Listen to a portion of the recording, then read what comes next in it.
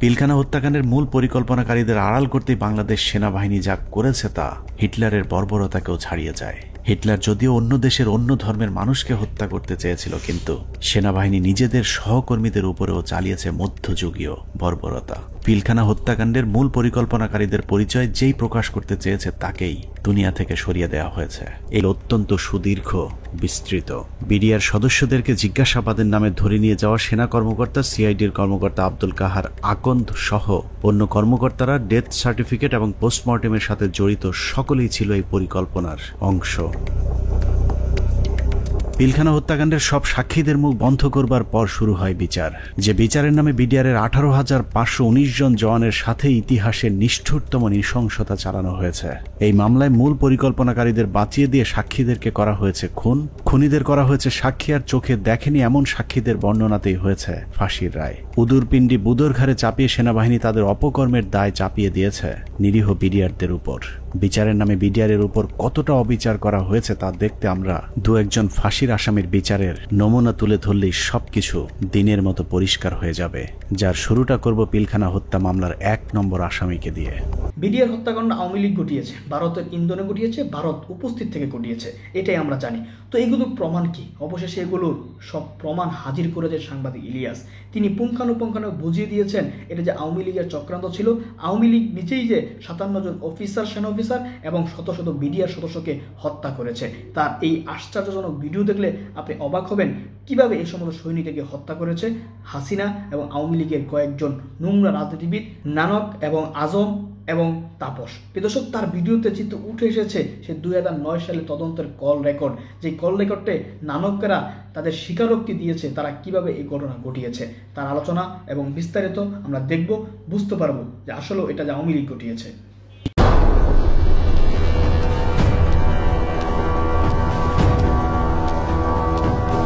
25শে ফেব্রুয়ারি 2009।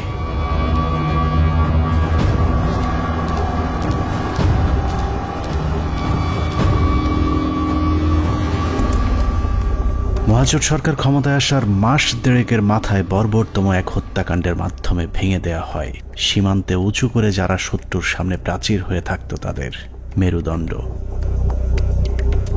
BDR সেনাবাহিনীর সমন্বয়ে গঠিত সুশৃঙ্খল একটি বাহিনীর মগজে বিষ বাষ্প ঢুকে উস্কে দেওয়া হয় হিংসা আর প্রতিশোধের আগুন। সেই আগুনেই পুড়েছে বিশ্বাস, আস্থা আর ভালোবাসায় তৈরি করা সাজানো গোছানো এক সুখের ঘর। পিলখানায় লাগা সে আগুনে শুধু যে 57 সেনা কর্মকর্তাই পুড়েছে তা নয়, সেই সাথে পুড়েছে কয়েক হাজার জওয়ানের সুখ, স্বপ্ন, সংসার। সীমান্ত অরক্ষিত করে ওদেরকে রক্ষিত করা হয়েছে কারারক্ষীদের ঘরে, যেই ঘরে দিন, মাস, বছর করে গুনে গুনে 15 বছর পার হয়েছে সীমান্ত রক্ষীদের। সেই থেকে ওপারের শত্রু যখন খুশি এপারে এসেছে কেউ তাদের বাধা দেয়নি, কারণ ওরাই ছিল আমাদের 1,44,000 বর্গ কিলোমিটার মানচিত্রের সীমানা প্রাচীর। যেই প্রাচীরে ক্ষত ধরিয়েই আমাদের মানচিত্রকে বিক্ষত করা হয়েছিল গেল 15টি বছর।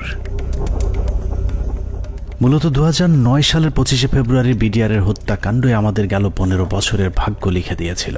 এই 15 বছর বাংলাদেশের রাজনীতি, শিক্ষা, অর্থনীতি থেকে শুরু করে পুলিশ, প্রশাসন সবকিছু নিয়ন্ত্রণ করেছে ভারত, আর সবচেয়ে বেশি নিয়ন্ত্রণ করেছে বাংলাদেশ সেনাবাহিনীকে, যারাই ছিল একসময় আমাদের অহংকার।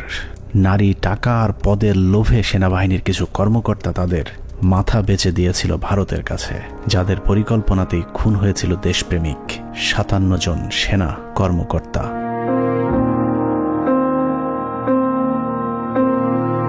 25শে ফেব্রুয়ারি পিলখানায় আসলে কি ঘটেছিল, কেন ঘটেছিল, সেই ঘটনার পরে কি ঘটেছিল, কিংবা এখন আসলে কি ঘটছে তা নিয়ে আমাদেরকে যতটুকু জানানো হয়েছে তার চেয়েও অনেক বেশি আমাদের থেকে গোপন করে রাখা হয়েছে। ঘটনার শুরু থেকে শেষ পর্যন্ত আমরা যতটুকু জেনেছি তার পুরোটাই পিলখানার মূল ঘটনার বিকৃত এক রূপ, যেখানে সত্যের কোনো বালাই নেই। হাসিনা সবকিছু জানতো। এই বিডিআর এর ঘটনা হাসিনা আসার 1 মাস পরেই কেন ঘটলো? হাসিনা এবং মঈনুদ্দিন এটা জানতো, কাজেই হাসিনাকে একদিন জবাব দিতেই হবে। এটা পিলখানা হত্যাকাণ্ডকে আমরা যদি একটি মুদ্রা হিসাবে ধরি তাহলে এতদিন আমরা সেই মুদ্রার এক পিঠ দেখেছি, যার আরেক পার্শ্ব আরো ভয়ঙ্কর, আরো নৃশংস, আরো বর্বর, অমানবিক। আমরা শুধু 57 সেনা কর্মকর্তার গল্প শুনেছি, কিন্তু তার চেয়েও কয়েক গুণ মানুষকে হত্যা করা হয়েছে, যেই খবর বিডিআরের পরিবারের বাইরে আর কাউকে জানতে দেয়া হয়নি।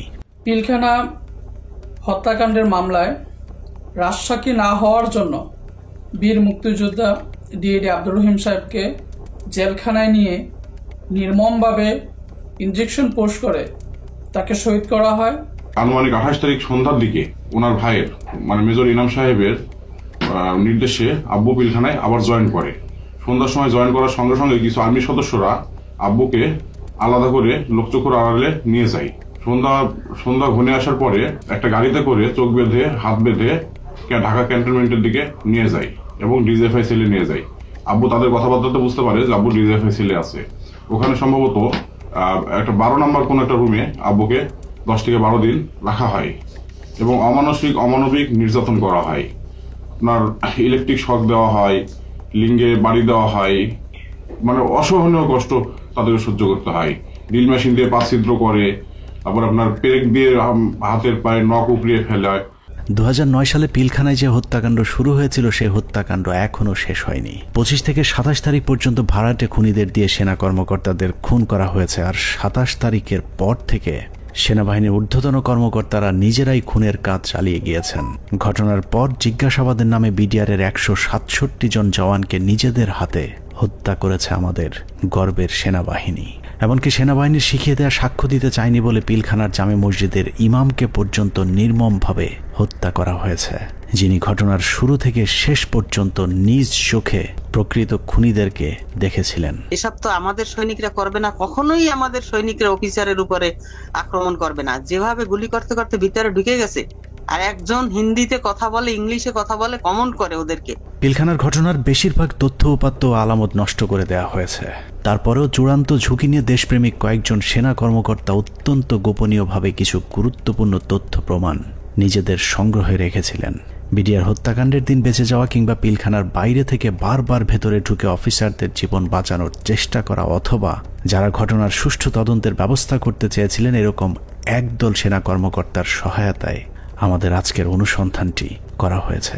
দীর্ঘ সময় ধরে চলা আমাদের একান্ত প্রচেষ্টায় ঘটনার মূল রহস্য উদ্ঘাটনের সর্বোচ্চ চেষ্টা করা হয়েছে। তারা রাষ্ট্রের মানুষের সুন্দরভাবে একটা সেবা দেওয়ার জন্য দায়িত্ব নেয় নাই এবং মাত্র 1.5 মাসের মাথায় বিডিআর মতো একটা হত্যাযজ্ঞ তারা চালিয়েছিল পরিপূর্ণ রাষ্ট্র সহযোগিতায়। কারণ রাষ্ট্রকে পরিপূর্ণ এই সময় থামিয়ে রাখা হয়। এই জায়গা একটা বিশাল একটা কাজ করার জায়গা কমিশনের, যে এই পোস্টিং গুলা কাদের অর্ডারে হয়েছিল, কি ক্রাইটেরিয়াতে ওনাদেরকে তখন এইভাবে পোস্টেড করা হলো, কেন এত কুইক, এই জিনিসটা তো সন্দেহের উদ্রেক করে, তাই না? যে 18 ইঞ্জিনিয়ার্স এর কর্নেল মেহেদী স্যার এত ইম্পর্টেন্ট সব কাজ করছিল। ওদেরকে যখন ক্লোজ অ্যারেস্ট করে রাখা হয় বা আয়নাঘরের থেকে নিয়ে রাখা হয়, মেস বিতে ক্লোজ অ্যারেস্ট করে রাখা হয়, তখন এই রেজানুর খান স্যারের সঙ্গে আমার বাবা দেখা করতে গেছিলেন যে আমার খোঁজ নেওয়ার জন্য। তখন উনি বলেন যে আপনার ছেলে বাংলাদেশের সবচেয়ে বড় সন্ত্রাসী, তার কথা একদম ভুলে যান। পিলখানায় আসার আগের 2 বছর 3 বছর তারা আসলে কি করছিল, কোথায় তাদের পোস্টিং ছিল, তারা কাদের সাথে মেলামেশা করছে? আমাদের অনুসন্ধানে সহায়তাকারী এসব অফিসারদের সকলে বিডিআর হত্যাকাণ্ডের ঘটনায় নির্যাতনের শিকার। কেউ কেউ দীর্ঘ সময় গুমের শিকার, কেউ চাকরিচ্যুত হয়েছেন কিংবা জীবন বাঁচাতে চাকরি এবং দেশ ছাড়তে বাধ্য হয়েছিলেন। ডিজিএফআই কেন আমাদেরকে বাধা দিলেন, উল্টা আর আমাদের সাথে রাগ করলেন যে কেন তোমরা পলাতক এদেরকে ধরে নিয়ে আসলে? তাদের তো পালিয়ে যেতে দেওয়া হচ্ছিল অন্ধকার করে, লাইন কেটে যে তাদেরকে পালিয়ে যেতে দেওয়া হচ্ছিল। এই বিষয়টা অবশ্যই ওই সময় সমস্ত পত্রিকায় এসেছিল। আর 3 নাম্বার হচ্ছে যে এই যে এরা যে বললো যে এরা ঠিক জানে না কে তাদের কমান্ড করছে, এই যে জিনিসটা সবার মুখ ঢাকা ছিল। সো কে কাকে কমান্ড করছে এটা তো চেহারা, যেমন আমার সৈনিক কিন্তু সবাইকে চিনে একটা ইউনিটের, আমি সবাইকে চিনি যে আমাকে অমুক স্যার এটা বলেছে।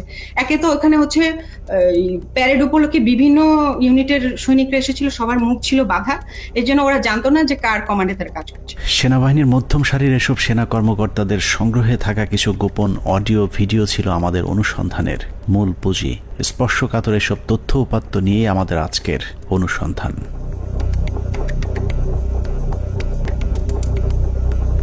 অনুসন্ধানের শুরুতেই একটি তদন্ত প্রতিবেদনের কয়েকটি লাইনে চোখ গোলানো যাক।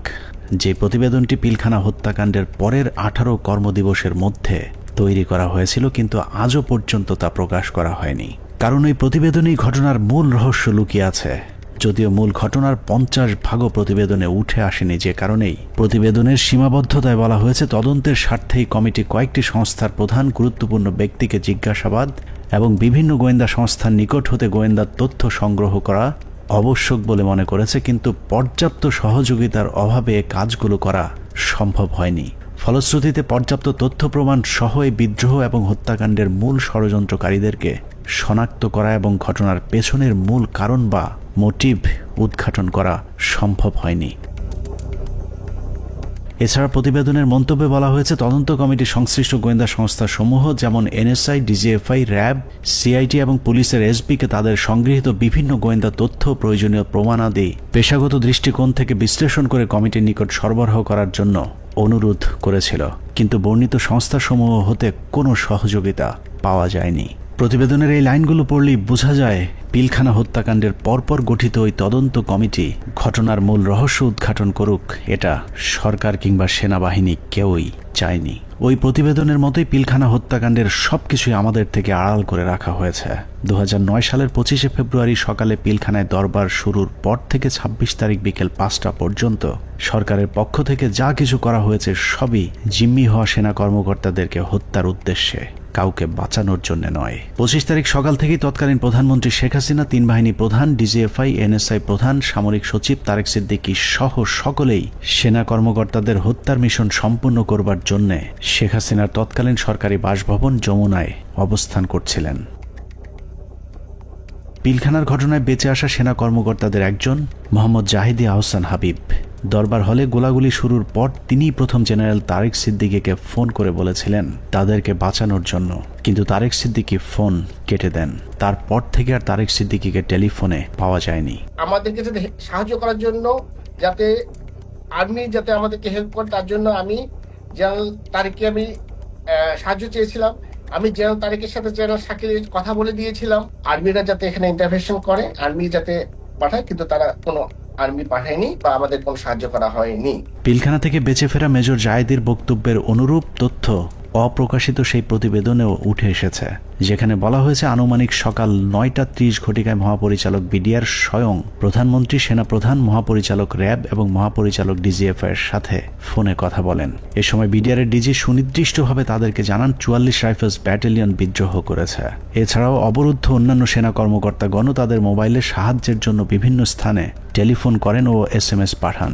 আত্মীয় স্বজন, বন্ধু বান্ধব ও সহকর্মীদের তাদের অসহায়ত্বের খবর জানান।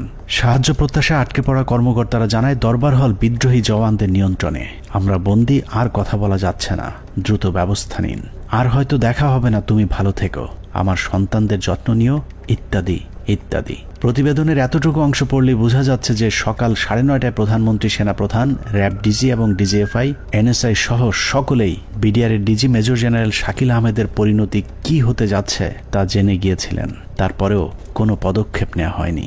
সাথে প্রায় 1 প্লাটুন আমার র্যাব ছিল, আমার সাথে আরো 2-3 জন অফিসার ছিল। আমি মেজর রাজনের কথা বলেছি, মেজর রাজন অলথু আমার সাথে ছিল, আমার সাথে আরো 2-3 জন পুলিশ অফিসার ছিল। মেজর জুলকার তখন সম্ভবত সে ক্যাপ্টেন জুলকার ছিল, ক্যাপ্টেন ইয়াসির ছিল, আপনার ওইদিকে আমার 5 নম্বর গেটে মেজর আমিন ছিল, আমার টুয়াইসি বর্তমানে সে প্রবাসী মেজর আমজাদ ছিল, আমার সঙ্গে ছিল আরো আপনার এসপি শহীদ ছিল, আমার অ্যাডজুটেন্ট খালিদ, ক্যাপ্টেন খালিদ ছিল। তো অসংখ্য অফিসার, প্রায় 7-8 জন আমার মিলিটারি এবং পুলিশ অফিসার সব মিলে প্রায় আমি মনে 7-8 আরো বেশি 10-12 জন আমরা 4 নম্বর 5 নম্বর গেটে ছিলাম। আমরা কিন্তু কমপ্লিটলি একটা অল্টারকেশনের ভিতরে ছিলাম। আমরা বারবার এই তৎকালীন আমি এডিজি কেই বেশি করে বলবো, কারণ এডিজি কর্নেল রেজানুর, আমি এখনো অবাক হচ্ছি যে এই ব্যক্তিটিকে কেন প্রশ্নের সম্মুখীন করা হয়নি। তখনও কিন্তু সুযোগ ছিল তাকে প্রশ্ন করার, তখন করা হয়নি, কিন্তু এখনো কেন করা হচ্ছে না। এই ব্যক্তিটি কিন্তু আমাদেরকে বারবার বাধা দিয়েছে যে আমরা যেন ভিতরে প্রবেশ না করি। সে যমুনা ভবনের থেকে সে বারবার বলছিল এবং ফের রেফারেন্স দিচ্ছিল প্রাইম মিনিস্টারের, যে উনি বলেছেন একটা আলোচনা হবে, কেউ যেন আমরা এখানে বিডিআর গেটে কোনো ধরনের আক্রমণ না করি এবং ভিতরে ঢোকার চেষ্টা না করি। ততক্ষণে সেনাবাহিনী এবং র্যাবের বেশ কয়েকটি দল পিলখানার বিভিন্ন গেটে অবস্থান নিয়েছিল। ভেতরের পরিস্থিতি ক্রমেই নিয়ন্ত্রণের বাইরে চলে যাচ্ছে সেই খবর তাদের কাছেও পৌঁছেছিল, কিন্তু তাদেরকে পিলখানার ভেতরে অভিযান চালানোর পথে বাধা সৃষ্টি করে রেখেছিল সেই একই জায়গা থেকে। রেজাকে সেখানে কর্নেল রেজানুর খান র্যাবের এডিজি সে থামাই দেয় যে কোনোভাবে, সে ঢুকতে পারে নাই। সেটা কিন্তু আমি বলতেছি অ্যারাউন্ড 9 AM আমরা আসবার আগে, যেটা আমাকে রেজা, আমি ওখানে যাওয়ার পরে 10:30টার সময় রেজা আমাকে ব্রিফ করে যে স্যার এই অবস্থা, আপনারা কি ঢুকতে পারবেন? তখন আমি জেনারেল হাকিমকে বলি, উনি বললেন যে না, এখন ঢোকা যাবে না। CGS chief of general staff general Moeen তো তখন পতিতা হাসিনার কাছে বঙ্গভবনে বসে অপেক্ষা করতেছে আদেশ শুনবার জন্য, নিজে থেকে কোনো সেনাপ্রধান হিসেবে কোনো অর্ডার দেয় নাই। এখানে একটা জিনিস ক্লিয়ার করি, এই বিডিআর অপারেশনের সময় 3 জন, এটা তো আর্মির অ্যাকশন, এটা কোনো পলিটিক্যাল কোনো কিছু হওয়ার কথা না, 3 জনের কমান্ডের দায়িত্ব ছিল। একটা ছিল সেনাপ্রধান জেনারেল মইনু আহমেদ, সে যেহেতু হাসিনার সাথে বসে আছে গণভবনে, তখন কিন্তু যমুনায়, গণভবন না যমুনায় বসে আছে। আর এই তার বর্তমানে chief of general staff major general সিনাইব জামালি, তার আদেশ দেওয়ার কথা, হ্যাঁ ভিতরে ঢুকো। আর অন দ্য স্পট কমান্ডার একজন। এখানে আমরা অনেক অফিসার ছিলাম, কিন্তু সবাই কমান্ডার দায়িত্ব সেখানে পায় না। নিয়ম অনুযায়ী ব্রিগেডিয়ার জেনারেল হাকিমের অন দ্য স্পট কমান্ডার, 3 জনের একজনের কাছ থেকে যদি আমরা আদেশ পাইতাম আমরা ভিতরে ঢুকতাম। অনুমতি দিচ্ছে করে চলতে থাকে কালক্ষেপণ।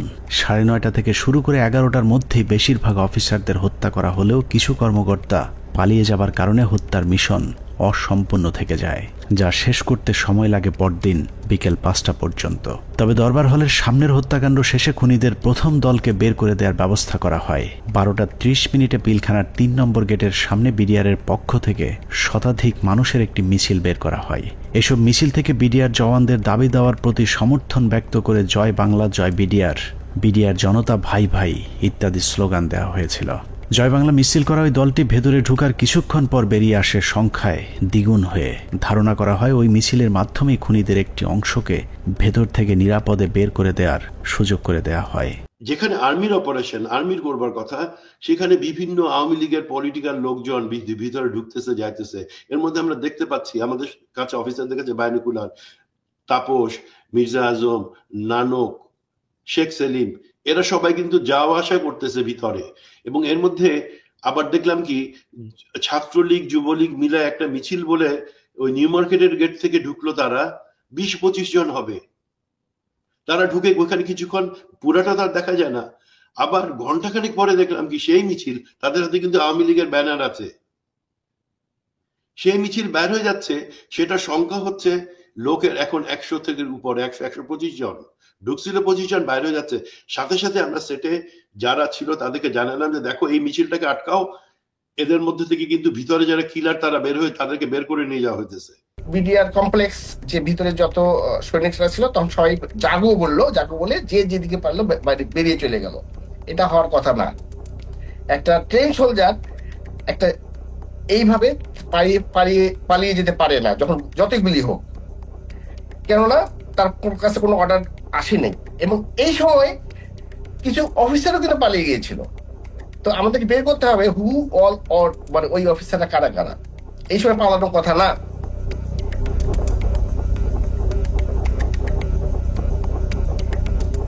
দুপুর 1:30।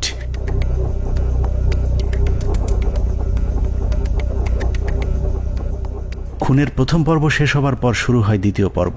বেলা বাড়ার সাথে সাথে দরবার হলে নৃশংস হত্যাযজ্ঞের খবর ছড়িয়ে পড়ে পুরো পিলখানায়। এতে অধিকাংশ বিডিআর সদস্যরা আতঙ্কিত হয়ে পড়েন। বিডিআর সদস্যরা যেভাবে পেরেছে পালিয়ে যাওয়ার চেষ্টা করতে থাকে, কিন্তু বাকি অফিসারদের খুঁজে বের করে হত্যার জন্য সরকারের আরও কিছুটা সময় প্রয়োজন ছিল, যে কারণে বিডিআর জওয়ানদের চাঙ্গা করতে শুরু হয় সরকারের নতুন ষড়যন্ত্র। নাটকের এই পর্বে মঞ্চে আসে মুন্নি সাহা এবং জয় মামুন, যারাই প্রথম গুজব ছড়িয়ে দেন পিলখানায় অপারেশন ডাল ভাতের টাকা নিয়ে অসন্তোষের কারণেই বিডিআরের ডিজিকে জিম্মি করেছে বিডিআরের জওয়ানেরা। এর পরপরই সেনাবাহিনী নিয়ে নানা ধরনের উস্কানিমূলক তথ্য প্রচার করতে থাকে বিশেষ কয়েকটি গণমাধ্যম। অফিসারদের কি অবস্থা, অফিসার যারা ছিল দরবার হলে যারা ছিল তাদের কি অবস্থা? তারা অনেকে ভেঙে গেছে, অনেকে আমাদের জিম্মিতে আছে, তাদেরকে কিছু করা হয়নি। ওরা খুব ভালোভাবে জানে বিডিআর এর প্রতি কি অন্যায় অবিচার চলে। আপনাদের তো অনেক দিনের এটা ক্ষোভ, আজকে কেন, আজকে কোন পরিপ্রেক্ষিতে এটা করলেন? উনি বোঝেন না, উনি খালি আশা দেয়। এখন আমরা ওনাদেরকে আটক অবস্থায় রাখছি যাতে আমাদের দাবিগুলা মাননীয় প্রধানমন্ত্রী এবং স্বরাষ্ট্রমন্ত্রী আমাদের দাবি মানবেন। দেখছিলেন মুন্নি সাহার সঙ্গে বিশেষ। এ সময় নিজেদের লেখা বিভিন্ন ধরনের লিফলেট বিডিআরের নামে প্রচার করে গুজব ছড়াতে থাকে স্থানীয় আওয়ামী লীগের নেতাকর্মীরা। পিলখানার ভেতরেও ততক্ষণে বিডিআরের মাঝে ছড়িয়ে দেওয়া হয়েছে মিডিয়া এবং জনগণ আমাদের সাথে আছে। অপারেশন ডাল ভাতের টাকা মেরে খাওয়া সেনাবাহিনীর প্রতি এমনিতেই অনেকের ক্ষোভ ছিল, তার উপর সেনাবাহিনী যে কোনো সময় হামলা চালাতে পারে এমন গুজব ছড়িয়ে অস্ত্র হাতে তুলে দেওয়া হয় বিডিআরের সাধারণ জওয়ানদের হাতে। একদিকে আওয়ামী লীগের বিডিআরের পক্ষে মিছিল, অন্যদিকে গণমাধ্যমের উস্কানিতে হত্যাকাণ্ডে অংশ নেয়নি এমন অনেকেও দুপুরের পর বিদ্রোহী হয়ে ওঠে। জিনিসপত্রের দাম কারা বাড়াইছে শুনবেন? অরিজিনাল সেনা কর্মকর্তারা বিডিআর কে দিয়ে দাম বাড়াইছে। আস্তে আস্তে বর্ডার থেকে সমস্ত মাল নিয়ে আসতো, নিয়ে আসা স্ট্রোক করতো বিডিআর এর প্যারেড গ্রাউন্ডে। স্ট্রোক করে সেই মালগুলি দেশবাসী মাধ্যমে অনেক দিন পর সাপ্লাই করতো, যার কারণে অনেক দাম বেড়ে যেত জিনিসগুলির। যত ডাল ভাতের টাকা আছে সব মেরে খেয়ে ফেলেছে। ডাল ভাতের নামে তারা কোটি কোটি টাকা হাতিয়ে নিয়ে গেছে, কোটি টাকা হাতিয়ে নিয়ে গেছে ডাল ভাতের নামে। এরই মধ্যে গণভবনের নতুন ষড়যন্ত্রের অংশ হিসেবে আওয়ামী লীগ নেতা জাহাঙ্গীর কবির নানককে পিলখানার 4 নম্বর গেটে পাঠানো হয়। পিলখানার চারপাশের এলাকা থেকে বাড়িঘর ফেলে মানুষ যখন সরে যাচ্ছিলেন তখন বীর দর্পে 4 নম্বর গেটের দিকে এগিয়ে যান আওয়ামী লীগের তৎকালীন এলজিআরডি প্রতিমন্ত্রী জাহাঙ্গীর কবির নানক, ফজলে নূর তাপস এবং হুইপ মির্জা আজম। অন্যদিকে প্রস্তুত ছিলেন সাংসদ মাহবুবারা গিনি এবং ওয়ারেসাত হোসেন সহ আওয়ামী লীগের বেশ কয়েকজন নেতাকর্মী। একজন মহিলা এমপি, তো মহিলা এমপি কে কাছে আসার পরে তখন আমি চিনতে পেরেছিলাম। তো আর ওনাদের দুজনকে তো আমি চিনি। তো ওনারা এসে আসে জানানোর পরে ফরেস্ট গার্ডের কাছে এসে মহিলারা জিজ্ঞেস করলেন যে আমি কি একটা সাদা পতাকা পেতে পারি? তো স্যার তখন পিছন দিকে ঘুরে তাকালেন, ঘুরে তাকিয়ে সৈনিককে জিজ্ঞেস করলেন যে তোমাদের কারো কাছে কোনো সাদা পতাকা বা এরকম কোনো কিছু আছে কিনা। তো তৎপরবর্তীতে ওখান থেকে ওরকম সাদা পতাকার কোনো কিছু না পাওয়াতে উনি স্যার বললেন যে আমার কাছে একটা রুমাল আছে, এটাতে চলবে কিনা। উনি ওটা দিয়ে দিলেন। বাট ওনারা এই সময় স্যার কিন্তু ওনাদেরকে জিজ্ঞেস করলেন যে আপনারা যে এখান দিয়ে যাবেন তো ওখান থেকে গুলি হচ্ছে। তো তখন ওই মহিলা এমপি গিনি বলেছিলেন যে না, আমাদেরকে গুলি করবেন বা গুলি আসবে না আমাদের দিকে, আপনি এটা নিয়ে চিন্তা করবেন। তো এই জিনিসগুলো কিন্তু কিছু সিগনিফিকেন্ট জিনিস, তখন এগুলো অর্থ বুঝি নাই যে ওনারা এইভাবে এত কনফিডেন্ট। বাট এগুলো যেমন পরবর্তীতে জীবনে আসার পরে আমি বুঝতে পেরেছি যে আচ্ছা এইটার মানে তাহলে এই জিনিসটা দাঁড়ায়। আওয়ামী লীগের ওই প্রতিনিধি দলকে পেয়ে বিডিআর সদস্যরা মনে করেছিল তারা হয়তো বিডিআরকে বাঁচাতেই এসেছিল, কিন্তু এটাই ছিল বিডিআরের জন্য সবচেয়ে ভয়ঙ্কর ফাঁদ, যেই ফাঁদে পা দেয় পিলখানা হত্যাকাণ্ডের পুরো দায় বিডিআরের উপর চলে আসে। পিলখানার 4 নম্বর গেটে যখন নানক আজমদের নেতৃত্বে আওয়ামী লীগের একটা দল পিলখানার ভেতরে পৌঁছায় তখন বিডিআরের পোশাক পরা কিছু লোক তাদের সাথে বেশ কিছুক্ষণ কথাবার্তা বলেন। তাদের মধ্যে কি কথা হয়েছে সেটা জানা না গেলেও এর পরপরই বিডিআরের কয়েকজন ব্যক্তিকে সামনে নিয়ে আসা হয় যাদের নাম এর আগে কখনো শোনা যায়নি। তাদের মধ্যে একজন ডিএডি তৌহিদ, যাকে আমরা পিলখানা হত্যাকাণ্ডের কথিত মূল হোতা হিসেবে এতদিন ধরে জেনে এসেছি। নানক আজমদের সাথে বৈঠক করা ওই দলটি ডিএডি তৌহিদ সহ কয়েকজন ডিএডিকে খুঁজতে থাকেন। বিডিআরের পোশাক পরা ওই দলটি ডিএডি তৌহিদের পিলখানার বাসায় গিয়ে তৌহিদের সন্ধান চেয়েছিলেন, কিন্তু বিডিআরের পোশাক পরা থাকলেও ডিএডি তৌহিদ সেনাবাহিনী নাকি বিডিআরের কর্মকর্তা সেটাও তারা জানতেন না। আমার বাসার সামনে নেম প্লেট ছিল তৌহিদ লেখা। জিজ্ঞেস করতেছে যে তৌহিদ উনি কি বিডিআর না আর্মি? আমি বলছি উনি বিডিআর এর র্যাঙ্ক কি? ডিএডি কি আর্মির না বিডিআর এর? মানে ওনারা এটাও চিনে না যে ডিএডি র্যাঙ্ক আর্মি বিডিআর এ হয়। বুঝেন তাহলে ডিএডি তৌহিদের পরিবারকে ভয়ভীতি দেখিয়ে তার অবস্থান জানা হয়। এরপরই প্রথমবারের মতো দৃশ্যপটে আসেন ডিএডি তৌহিদ, ডিএডি আব্দুর রহিম সহ বেশ কয়েকজন বিডিআরের সৈনিক, যাদেরকে বিডিআর বিদ্রোহের নেতা পরিচয় দিয়ে নিয়ে যাওয়া হয় প্রধানমন্ত্রীর সাথে বৈঠকে। বেলা 3:40 বিডিআরের 14 দলের একটি প্রতিনিধি দল শেখ হাসিনার বাসভবন যমুনায় প্রবেশ করেন। পিলখানা হত্যাকাণ্ড নিয়ে করা গোপন সেই প্রতিবেদনে উল্লেখ করা হয়েছে বিডিআরের ওই প্রতিনিধি দলটি যমুনায় শেখ হাসিনার সাথে বৈঠকের সময় সেখানে আর কাউকে থাকতে দেওয়া হয়নি। অর্থাৎ পিলখানার ভেতরে সেনা কর্মকর্তাদের ভাগ্যে কি ঘটেছিল সেই খবর একমাত্র শেখ হাসিনাকেই জানানো হয়েছিল। যমুনায় বৈঠক শেষে বিডিআরের প্রতিনিধি দল গেটের বাইরে আসার পর অপেক্ষমান সাংবাদিকদের সাথে কথা বলেন। সেখানে নানান প্রশ্নের জবাব দেওয়ার পর ভেতরে কতজন শহীদ হয়েছেন সেটা নিয়ে জিজ্ঞেস করতেই ডিএডি তৌহিদকে সেখান থেকে সরিয়ে নিয়ে যায় জাহাঙ্গীর কবির নানক।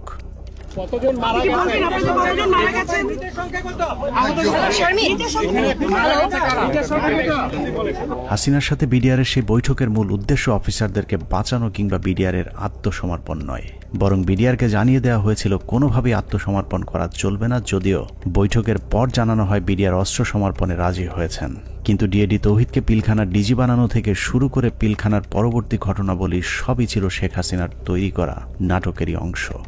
মাননীয় প্রধানমন্ত্রী তাদের আবেদনের পরিপ্রেক্ষিতে বিডিআর সদস্য ভাইদের আবেদনের পরিপ্রেক্ষিতে আজকের ঘটনার সাধারণ ক্ষমা ঘোষণা করেছেন। সে বৈঠকের পর রহস্যজনক একটি বিষয় লক্ষ্য করা যায়। শেখ হাসিনা বিডিআরের প্রতিনিধি দলের সাথে বৈঠকে পিলখানায় আটকে পড়া নারী ও শিশুদের মুক্তির দাবি করলেও জিম্মি থাকা সেনা কর্মকর্তাদের মুক্তির বিষয়ে কোনো কথা বলেননি। ভিতরে যারা মহিলা শিশু সন্তানদের নিয়ে যারা আটকা পড়েছেন হেডকোয়ার্টারের ভিতরে, তাদেরকে এই মুহূর্তে তারা যাওয়ার পরিস্থিতির ব্যবস্থা করে দিবেন। কেন শুধুই নারী শিশুদের মুক্তি চাওয়া হয়েছিল সেই প্রশ্নের উত্তর জানতে আমরা 2009 সালের একটি জিজ্ঞাসাবাদের অডিও শুনে আসব, যেখানে পিলখানা হত্যাকাণ্ডে অভিযুক্ত হিসেবে জাহাঙ্গীর কবির নানককে সেনাবাহিনীর বিশেষ একটি তদন্তকারী দল জিজ্ঞাসাবাদ করেছিলেন। যদিও সেই অনুসন্ধান আর চলতে দেওয়া হয়নি, তারপরেও সেদিনের জিজ্ঞাসাবাদে কি কথা হয়েছিল তার পুরো ক্যাসেটটি সেনাবাহিনীর একটি সূত্র আমাদের কাছে পাঠিয়েছে। এত বড় একটা নেগোসিয়েশন হলো, ডিজি এবং অফিসার বা ফ্যামিলিদের বেরিয়ে আসার ব্যাপারে কোনো আপনার স্টেটমেন্ট তো ছিল না, বা না বলছি যে আপনার মানে এটা নেগোসিয়েশন ডিলের মধ্যে এটা হলো না কেন যে ঠিক আছে তোমরা এটা রাখো, এটা ছাড়ো, অস্ত্র দাও, এই কন্ডিশনস সবাইকে ছেড়ে দিল না, তাহলে তো কেউ যাবে নিয়ে আসবে বা ডিজির সাথে কথা হবে, আচ্ছা ঠিক আছে সাধারণ ক্ষমা হবে, কিন্তু তার আগে আমি ডিজির সাথে কথা বলে সেই পরিপ্রেক্ষিতে কিন্তু ওনারা ঢুকলেন মাননীয় স্বরাষ্ট্রমন্ত্রী মহোদয়। না ওইটা না, ওইটা বলতেছি যখন সাধারণ ক্ষমা ঘোষণার আগে লাস্ট একটা কন্ডিশন হওয়া উচিত ছিল যে আমি ডিজি যেহেতু আটকাচ্ছে বলতেছো, সুতরাং তোমাদের কাউকে পাঠাও, ডিজির সাথে আমি কথা বলে নিশ্চিত হতে চাই। মানে তখন কিন্তু অলরেডি দেশের 16 কোটি মানুষ কোনো না কোনো ভাবে আন্দাজ করে ফেলছে যে ডিজি মারা গেছে। 4টার সময় প্রাইম মিনিস্টার অফিসে যখন আলাপ হয়, তা এই আলাপের মধ্যে ডিজির মৃত্যুর বিষয়টা আসলো না কি করে, বা অল ইন্টেলিজেন্স সোর্সেস মিস করলো কি করে, যে আপনার কোনো প্রেস ব্রিফিং এও এটা আসলো না অফিসার প্রধান ফ্যামিলি। সরি আসছে, আমি এই যে বিষয়টা আমার কাছে আপনার প্রেস ব্রিফিং এ শুধু জিম্মির ব্যাপার আসছে, বা ডিজি বা তার অন্যান্য অফিসারদের রিলিজের ব্যাপারে যারা আটক আছেন তাদেরকে পার্টিকুলার ডিজি কথা বলা হয়নি স্যার।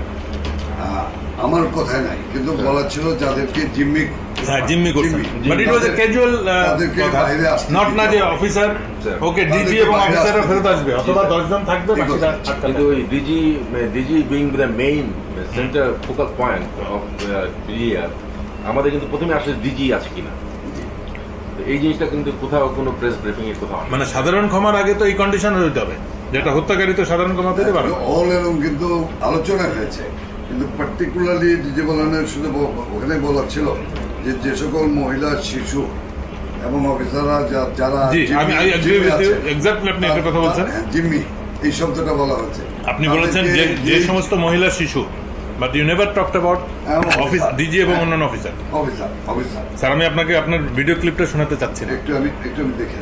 সেনা কর্মকর্তাদের মুক্তি না চাওয়াটা কোনো ভুলবশত ঘটনা নয়, বরং শেখ হাসিনা জানতেন ওইসব কর্মকর্তাদেরকে এরই মধ্যে হত্যা করা হয়েছে, যে কারণেই তাদের মুক্তি না চেয়ে বরং নিহত সেনা কর্মকর্তাদের লাশ গুম এবং বেঁচে যাওয়া বাকি কর্মকর্তাদের খুঁজে খুঁজে মারার জন্য আরও কালক্ষেপণ করা হয়েছিল। সে কারণে বৈঠক শেষে বিডিআরের সদস্যরা পিলখানায় যাবার পর আবারও নতুন করে গোলাগুলি শুরু হয়। অপ্রকাশিত ওই প্রতিবেদনে বলা হয়েছে এ সময় বিদ্রোহীরা তাদের অপকর্মের সুবিধার্থে পিলখানার অভ্যন্তরে বিশেষ বিশেষ স্থানে বিদ্যুৎ নিভিয়ে দেয়, কিন্তু সরকারের পক্ষ থেকে ওইসব এলাকায় বিকল্প ব্যবস্থায় আলোকিত করার কোনো ব্যবস্থা করা হয়নি।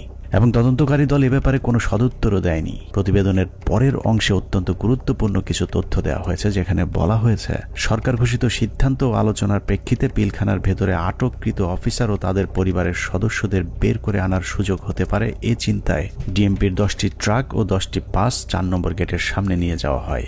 সেই 10টি ট্রাক ও 10টি বাসে করে কাদেরকে নেওয়া হয়েছিল সেই প্রশ্নের উত্তর পাওয়া গেলেই অনেক কিছু পরিষ্কার হয়ে যাবে। রাত 8টায় হোটেল আম্বালাইনে শুরু হয় নাটকের আরেক পর্ব। বিডিআর প্রতিনিধি দলের সাথে তৎকালীন স্বরাষ্ট্রমন্ত্রী অ্যাডভোকেট সাহারা খাতুনের আবারও বৈঠক শুরু হয়। এ সময় তার সাথে পুলিশের আইজিপি, র্যাবের ডিজি, গোয়েন্দা সংস্থার কর্মকর্তা ছাড়াও যথারীতি নানক ও আজমও উপস্থিত ছিলেন। এসব আলোচনাগুলোতে আসলে বিডিআরের কোনো সিদ্ধান্ত জানানোর সুযোগ ছিল না। সরকারের পক্ষ থেকে যা সিদ্ধান্ত নেওয়া হতো সেটাই বিডিআরের দাবি বলে প্রচার করা হয়েছে। ওই মিটিং শেষে গণমাধ্যমকে আবারও জানানো হয় বিডিআর অস্ত্র সমর্পণে রাজি হয়েছেন, তবে সেনাবাহিনীর কাছে নয়, তারা পুলিশের কাছে অস্ত্র সমর্পণ করবেন। কথা মতো রাত 1টায় স্বরাষ্ট্রমন্ত্রী সাহারা খাতুন, আইন প্রতিমন্ত্রী অ্যাডভোকেট কামরুল ইসলাম এবং পুলিশের মহাপরিদর্শক সহ আওয়ামী লীগের কয়েকজন নেতাকর্মী একটি বিশেষ গাড়ি যোগে পিলখানার ভেতরে প্রবেশ করেন। আওয়ামী লীগের প্রতিনিধি দলের পিলখানায় যাবার মূল উদ্দেশ্য কি ছিল সেটা পরিষ্কার হয়ে যাবে তাদের সন্দেহজনক কিছু কার্যক্রম দেখলেই। প্রতিনিধি দলের প্রথমেই সেনাবাহিনীর জিম্মি থাকা কর্মকর্তাদের খুঁজে বের করার কথা থাকলেও সাহারা খাতুন সহ প্রতিনিধি দলটি কয়েকটি বাসায় গিয়ে মাত্র 15 জনকে উদ্ধার করে নিয়ে আসেন। অথচ সেনাবাহিনীর কর্মকর্তারা কোথায় আছেন, তাদের পরিবারের কি পরিণতি হয়েছে এ ব্যাপারে কোনো আগ্রহ দেখায়নি আওয়ামী লীগের ওই প্রতিনিধি দলটি।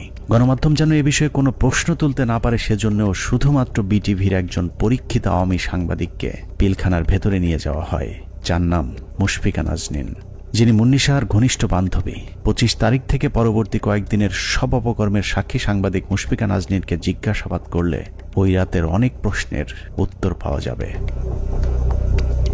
সেই রাতে সবচেয়ে রহস্যজনক ঘটনা হলো হোটেল আম্বালায় বৈঠক শেষে সাংবাদিকদের জানানো হয়েছিল বিডিআর সেনাবাহিনীর পরিবর্তে পুলিশের কাছে অস্ত্র সমর্পণে রাজি হয়েছে। অথচ সরকারের প্রতিনিধি দলটি 10,000 বিডিআরের অস্ত্র জমা নিতে পিলখানায় আইজিপি ছাড়া কোনো পুলিশ সদস্য তাদের সাথে নেয়নি। ভেতরে কেন পুলিশ নিয়ে যাওয়া হয়নি সেই বিষয়টি জানতে 2009 সালের 27 ফেব্রুয়ারি অ্যাডভোকেট কামরুল ইসলামকে জিজ্ঞাসাবাদ করেছিল তদন্তকারী দল। সেই রেকর্ডের একটি কপি আমাদের অনুসন্ধানে উঠে এসেছে।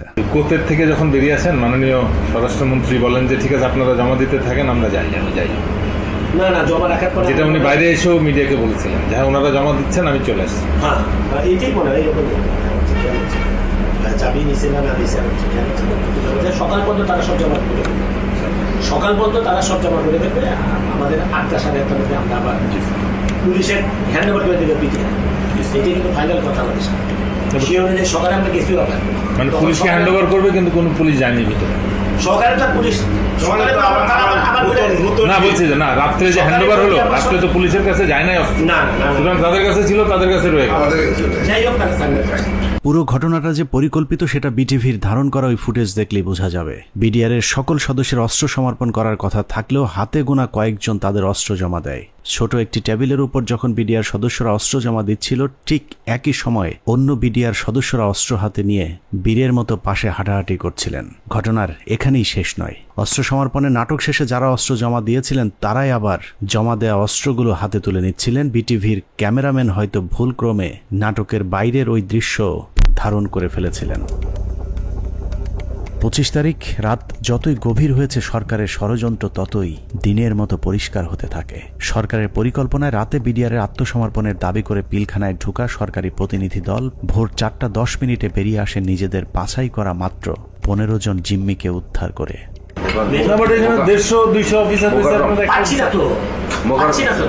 তাহলে মানে যে কোনো হোস্টেজ রেস্কিউ, মানে যে কোনো হোস্টেজ রেস্কিউ অপারেশনের প্রথম তো আমার হোস্টেজের কে কে আছে, অফিসার এবং তার পরিবার। কয়জন অফিসারকে আমার সাথে আনলাম, কয়জন প্লাস হোস্টেজের মধ্যে সব থেকে বড় হোস্টেজ যেটা ডিজি এবং তার পরিবার, তাদের কেউই আসলো না। তাদের বেঁচে আছে না মরে গেছে তাও জানলাম না। তাহলে হোস্টেজ অপারেশন কি হবে? ওরা তো হোস্টেজ রেস্কিউ করতে যান,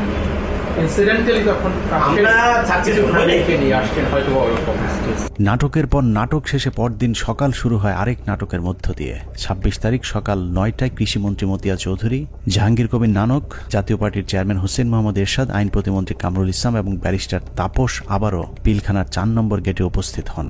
ওদিকে ৩ নম্বর গেটে আওয়ামী লীগের ২-৩০০ নেতাকর্মী উপস্থিত হয়ে আবারও বিডিআরের পক্ষে স্লোগান দিতে থাকেন। এক পর্যায়ে মিছিলটি পিলখানার ভেতরে ঢুকে যায়। তবে ভেতরে যে কজন ঢুকেছিলেন তার চেয়ে কয়েক গুণ বেশি লোকজন নিয়ে পিলখানা থেকে কিছুক্ষণ পরে বেরিয়ে আসে আওয়ামী লীগের ওই মিছিলটি। ২৭ তারিখ তো ২৬ তারিখে একটা মাইক্রোবাসে করে বাইরের যে লোকেরা ভেতরে ঢুকেছিল তারা বের হয়ে যায়। ২৬ তারিখ দুপুর ২টা ৩০ 12 সদস্যের মহাজোট মধ্যস্থকারী কমিটি গঠন করা হয়। আওয়ামী লীগ নেতা আব্দুল জলিলের নেতৃত্বে এই কমিটি আবারও হোটেল আম্বালাইনে বিডিআরের সাথে লোক দেখানো বৈঠক করেন। বৈঠক শেষে স্বরাষ্ট্রমন্ত্রী সাহারা খাতুন, জাহাঙ্গীর কবির নানক এবং মির্জা আজম আবারও ৪ নম্বর গেট দিয়ে পিলখানায় প্রবেশ করেন। বিকেল ৫টায় শেষবারের মতো আবারও ঘোষণা দেওয়া হয় বিডিআর অস্ত্র সমর্পণ করবে। মজার বিষয় হলো বিডিআর এবার আর পুলিশ কিংবা সেনাবাহিনীর কাছে অস্ত্র জমা দেওয়ার কোনো শর্ত দেয়নি। তবে শর্ত না থাকলেও পুলিশের মাধ্যমে পিলখানার নিয়ন্ত্রণ নেয় সরকার। এর পরপরই শেখ হাসিনা জাতির উদ্দেশ্যে ভাষণে বলেন, পরিস্থিতি এখন সম্পূর্ণ সরকারের নিয়ন্ত্রণে। নানা ধরনের গুজব ছড়িয়ে পরিস্থিতিকে ঘোলাটে করার চেষ্টাও মহল বিশেষ করছে, সে বিষয়েও সকলকে সজাগ থাকার আমি অনুরোধ জানাই। ২৭ তারিখ বাংলাদেশের মানুষের ঘুম ভেঙেছে ইতিহাসের নারকীয় এক হত্যাকাণ্ডের সাক্ষী হয়ে। শোকে বিহ্বল জাতির মেধাবী ৫৭ কর্মকর্তার ক্ষত বিক্ষত এক একটি মরদেহ যেন গোটা জাতিকে দুমড়ে মুচড়ে শোকে স্তব্ধ করে দিয়েছিল।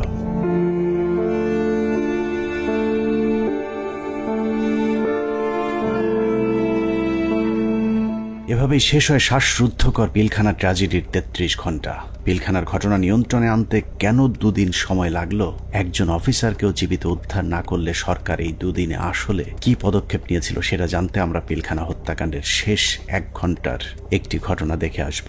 ২৭ তারিখ বিকেল ৫টায় বিডিআরের অস্ত্র সমর্পণের ঘণ্টাখানেক আগে শেখ তাপসের নেতৃত্বে একটি দল শেষবারের মতো মাইকিং করে জীবিত কেউ থাকলে বের হয়ে আসার অনুরোধ করেছিলেন। মাইকিং শুনে যেসব সেনা কর্মকর্তারা জীবন বাঁচাতে গাড়ির কাছে গিয়েছিলেন তাদের একজন ক্যাপ্টেন তানভীর, যার লাশ এখনো খুঁজে পাওয়া যায়নি।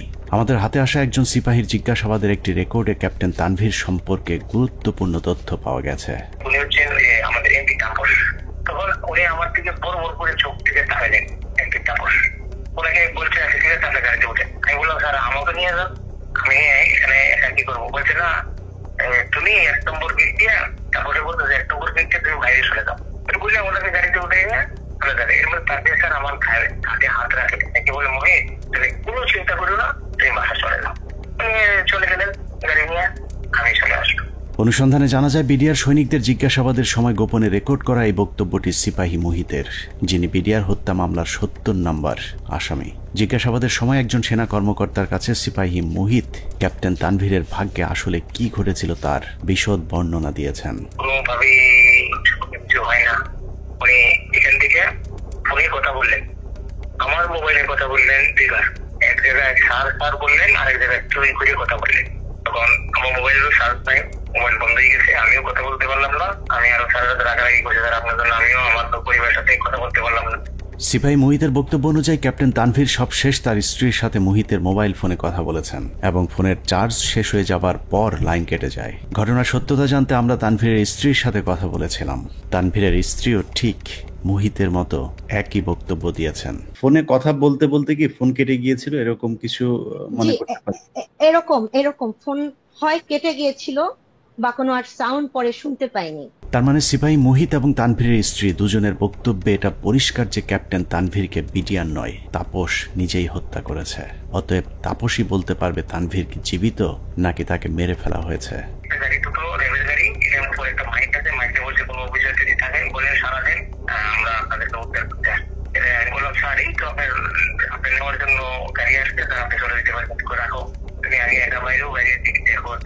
দেখলাম গাড়ি, আমি হাত দিলাম, গাড়ি ব্রেক করলো, ব্রেক করে এখান থেকে 2 জন লোক নেমে আসলো, একজন সিভিল আর একজন ড্রাইভার পোশাকটা।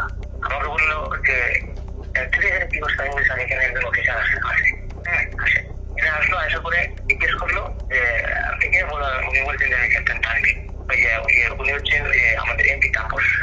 যে লোকটা, এই লোকটা হচ্ছে এমপি তাপস সাহেব। তখন উনি আমার দিকে বড় বড় করে সূত্র জানিয়েছে, মুহিতের জিজ্ঞাসাবাদের এই রেকর্ডটি সিআইডিতে থাকাকালীন সেনাবাহিনী এবং র্যাবের কয়েক দফা জিজ্ঞাসাবাদ শেষে মুহিতকে সিআইডিতে জিজ্ঞাসাবাদের সময় মুহিত বলেন, আমার কোনো দোষ নেই, আমার অপরাধ একটাই, তা হলো জিজ্ঞাসাবাদে আমি ক্যাপ্টেন তানভীরকে তাপসের গাড়িতে তুলে দেওয়ার কথা সেনাবাহিনীর কর্মকর্তাদেরকে জানিয়েছিলাম। কোনো একটি জিজ্ঞাসাবাদের সময় তাপস নিজে উপস্থিত থেকে মুহিতকে নির্যাতন করেছেন বলেও অভিযোগ করতে শোনা যায় সিপাহী মুহিতের ওই গোপন রেকর্ডে।